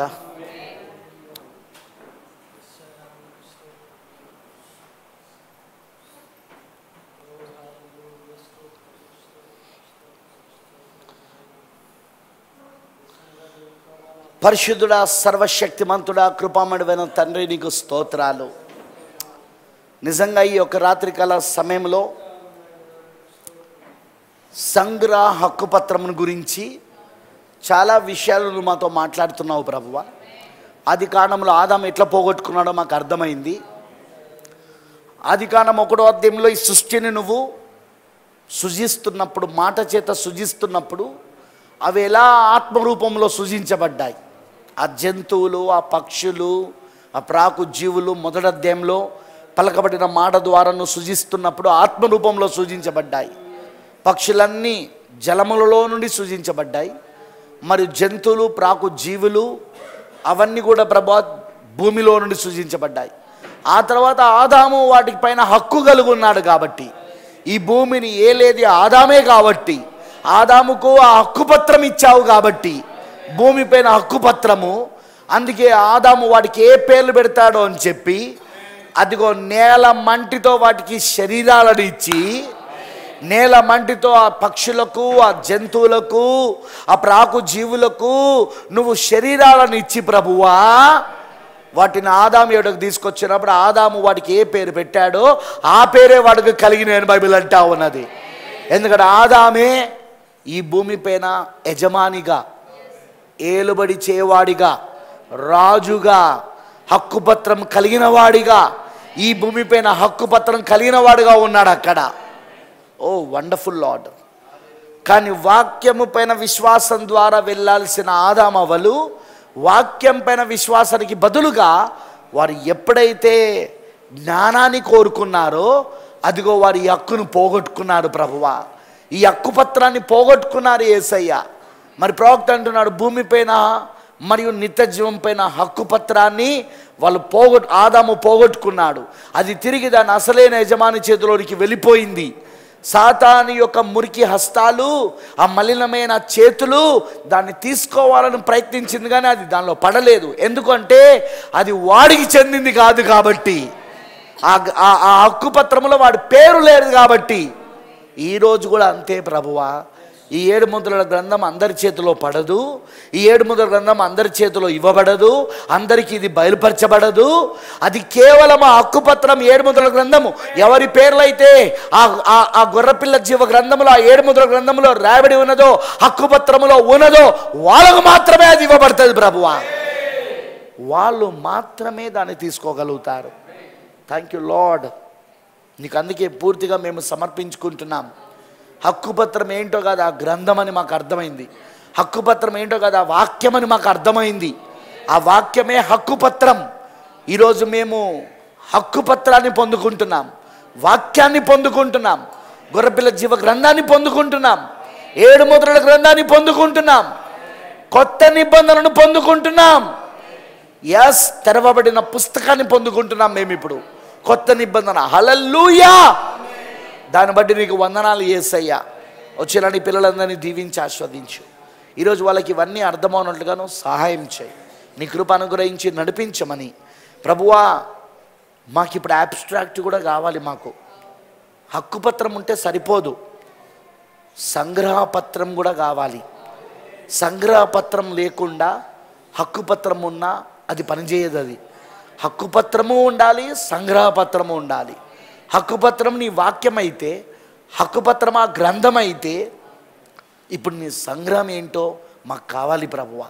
ఆ మర్మము నీ ప్రవక్త ద్వారా నువ్వు సెలవిచ్చావు, అది మాకు అర్థమవునట్లుగా చేయమని నీకు పూర్తిగా మేము సమర్పించుకుంటూ యేసుక్రీస్తు నామములో ప్రార్థిస్తున్నాము. ఆమేన్. ఓకే, సారీ, నేను చిన్న అనౌన్స్మెంట్ మర్చిపోయాను, ఆన్లైన్ ఉంచండి. అదేంటిదంటే ప్రభురాత్రి భోజనం 11వ తారీఖు వచ్చే గురువారం మనకు సెయింట్ థామస్ హై స్కూల్ తెలుసుగా మీ అందరికీ, సప్తగిరి హోటల్ వెనకాల సెయింట్ థామస్ హై స్కూల్ సాయంత్రం 6:30 గంటలకు ఉంటుంది. దయచేసి 6:30 అంటే 6:30కి రావాలి. వరంగల్ నుండి వచ్చేటోని నేను 6కే ఉంటానా, కానీ ఇక్కడున్న వాళ్ళు మాత్రం 6:30కి కూడా వస్తలేరు. ఎట్లా చెప్పు? 6:30కి రావాలి, 6:30కే వచ్చేయాలి. అందరూ కూడా 6:30కే రండి. ప్రభురాత్రి భోజనము ఈ వచ్చే గురువారం 11వ తారీఖున సెయింట్ థామస్ హై స్కూల్లో ఉన్నది. ఇది special announcement Secunderabad church believers అందరికీ. అందరూ తప్పకుండా రావాలని కోరుతున్నాను. అందరూ తప్పకుండా పాల్గొనాలని కోరుతున్నాను ప్రభురాత్రి భోజనంలో. ఎందుకంటే ఇక్కడ నువ్వు పాల్గొన్నావుగా, ఇది ప్రభురాత్రి భోజనం. ఇది వాక్యాన్ని తినడమే, మనిషి కుమారుని శరీరం తినడమే, రక్తము తాగడమే ప్రభురాత్రి భోజనం అసలైనది. దాని గుర్తు సూచన గురువారం రోజు తీసుకోబోతున్నాం. అది గుర్తు మాత్రమే, సూచన మాత్రమే. సో ఇందులో పాల్గొన్నప్పుడు అందులో ఖచ్చితంగా పాల్గొనాలి మనం. కరెక్టేనా? సో అందుకే అందరూ సిద్ధపడి రండి. దేవుడు మిమ్మల్ని దీవించును గాక. అవకాశం ఉండి కూడా రాకపోతే అది పాపం అవుతుంది. అవకాశం లేకపోతే అది వేరే విషయం. ఏది? గుర్తుగా సూచనగా ఇవ్వబడుతున్న ప్రభురాత్రి భోజనం ఏదైతే ఉంటుందో, రొట్టె ద్రాక్షరసము, అది అవకాశం లేకపోతే ఏం కాదు. కానీ అవకాశం ఉండి కూడా నువ్వు తీసుకోకపోతే మాత్రం అది పాపం అవుతుంది. సో అవకాశం లేకపోతే ఓకే. కొంతమందికి అవకాశం ఉండదు. నేను చెప్పానుగా ఇదివరకు, కొంతమంది ఇప్పుడు విదేశాలలో చదువుకుంటున్న వాళ్ళకు అవకాశం లేదు. కానీ వాళ్ళు ప్రతిరోజు ప్రతి ఆదివారం ప్రభురాత్రి భోజనంలో పాల్గొంటారు. ఎట్లా? అసలైన ప్రభురాత్రి భోజనం, ఏకైక మనిషి కుమారుని శరీరం వాక్యము తింటున్నారు వాళ్ళు, రక్తం పరిశుద్ధాత్మను తాగుతున్నారు వాళ్ళు. కరెక్టేనా? వాళ్ళు గుర్తులో పాల్గొంటలేరు కావచ్చు, ఆ ప్రభురాత్రి భోజనంలో గుర్తులో సూచనలో పాల్గొంటలేరు, ఎందుకంటే అవకాశం లేదు కాబట్టి. ఉన్నవాళ్ళు ఖచ్చితంగా పాల్గొనాలి, లేని వాళ్ళకు ఏం కాదు. దేవుడు ఏమి వాళ్ళను పరలోకాన్ని తీసుకోపోకుండా ఇక్కడ ఆపేయడు. వాళ్ళు ప్రభురాత్రి భోజనంలో పాల్గొనంత మాత్రాన, ఆ రొట్టెను తిననంత మాత్రాన. అర్థమైందని చెప్పింది. ఎందుకంటే అసలైన రొట్టె దేవుడు వాక్యం. మనుష్యుడు బ్రతుకుచున్నది రొట్టె వల్ల మాత్రం కాదు, కానీ దేవుని నోటి నుండి వచ్చే అగో దాన్ని మనం తినాలి ప్రతిరోజున. ఇప్పటిదాకా కూడా నేను చెప్పింది అదే. అర్థమైంది అందరికీ? సో అది గుర్తుంచుకోండి. ఇప్పుడు చూడండి, ప్రసాద్ బాబు వాళ్ళ భార్య ఎవరు? ఆ సిస్టర్ పేరు ఏం పేరు? సుశీల సిస్టర్. రెగ్యులర్గా మన లైవ్ ఫాలో అవుతుంది ఆమె, రెగ్యులర్గా మన మెసేజ్లు వింటుంది ఆమె. కానీ ప్రభురాత్రి భోజనం తీసుకునే అవకాశం లేదు అక్కడ. ఎందుకు? ఆమె ఇజ్రాయెల్లో ఉన్నది ఇప్పుడు ఆమె. అర్థమవుతుందా? మన రాహుల్ బ్రదర్ ఉన్నాడు, రెగ్యులర్గా వాక్యం వింటున్నాడు, రెగ్యులర్గా అతను రెగ్యులర్గా అతను ఏకైక మనిషి కుమారుని శరీరాన్ని తింటున్నాడు, వాక్యాన్ని, రక్తాన్ని తాగుతున్నాడు. కానీ అతనికి ప్రభురాత్రి భోజనంలో రొట్టె ద్రాక్షరసం తీసుకునే అవకాశం లేదు. అలాగని ఇప్పుడు అతను ఎత్తపడకుండా ఉంటాడా? ఖచ్చితంగా ఎత్తపడతాడు. అర్థమైందని అన్నది. గుర్తులో సూచనలో పాల్గొనకపోయినా అసలైన దానిలో పాల్గొంటున్నాడు అక్కడ. అవునంటారా? అందుకే అది గుర్తుపెట్టుకోండి విషయం. అయితే అది వాళ్ళకు, మీకు కాదు. ఎందుకంటే మీకు అవకాశం ఉన్నది పాల్గొనడానికి. మీకు ఉందా లేదా అవకాశం? సో మీకుంది కాబట్టి మీరు వచ్చి పాల్గొనాలి. వాళ్ళకు అవకాశం లేదు కాబట్టి వాళ్ళు పాల్గొనలేరు. అదిగో మన జాన్ వెస్లీ బ్రదర్ అమెరికాలో ఉన్నాడు, టెక్సాస్లో. ఆయన సంవత్సరానికి ఒకసారి వస్తాడు. వచ్చినప్పుడు ప్రభురాత్రి భోజనం పాల్గొంటాడు. కానీ ప్రతి వారం వాక్యం తింటున్నాడు అతను. ఇప్పుడు ఎత్తపడ్డ జరిగితే వెళ్ళడా? అర్థమైందా? ఆ పిచ్చి బోధకుల మాటలు విన్నావనుకో, నీకు కూడా మెంటల్ ఎక్కి పోతావు. జాగ్రత్త, అలాంటి వాళ్ళ మాటలు వినకండి. హల్లెలూయా, గాడ్ బ్లెస్ యూ. దేవుడు మిమ్మల్ని దీవించును గాక. మళ్ళీ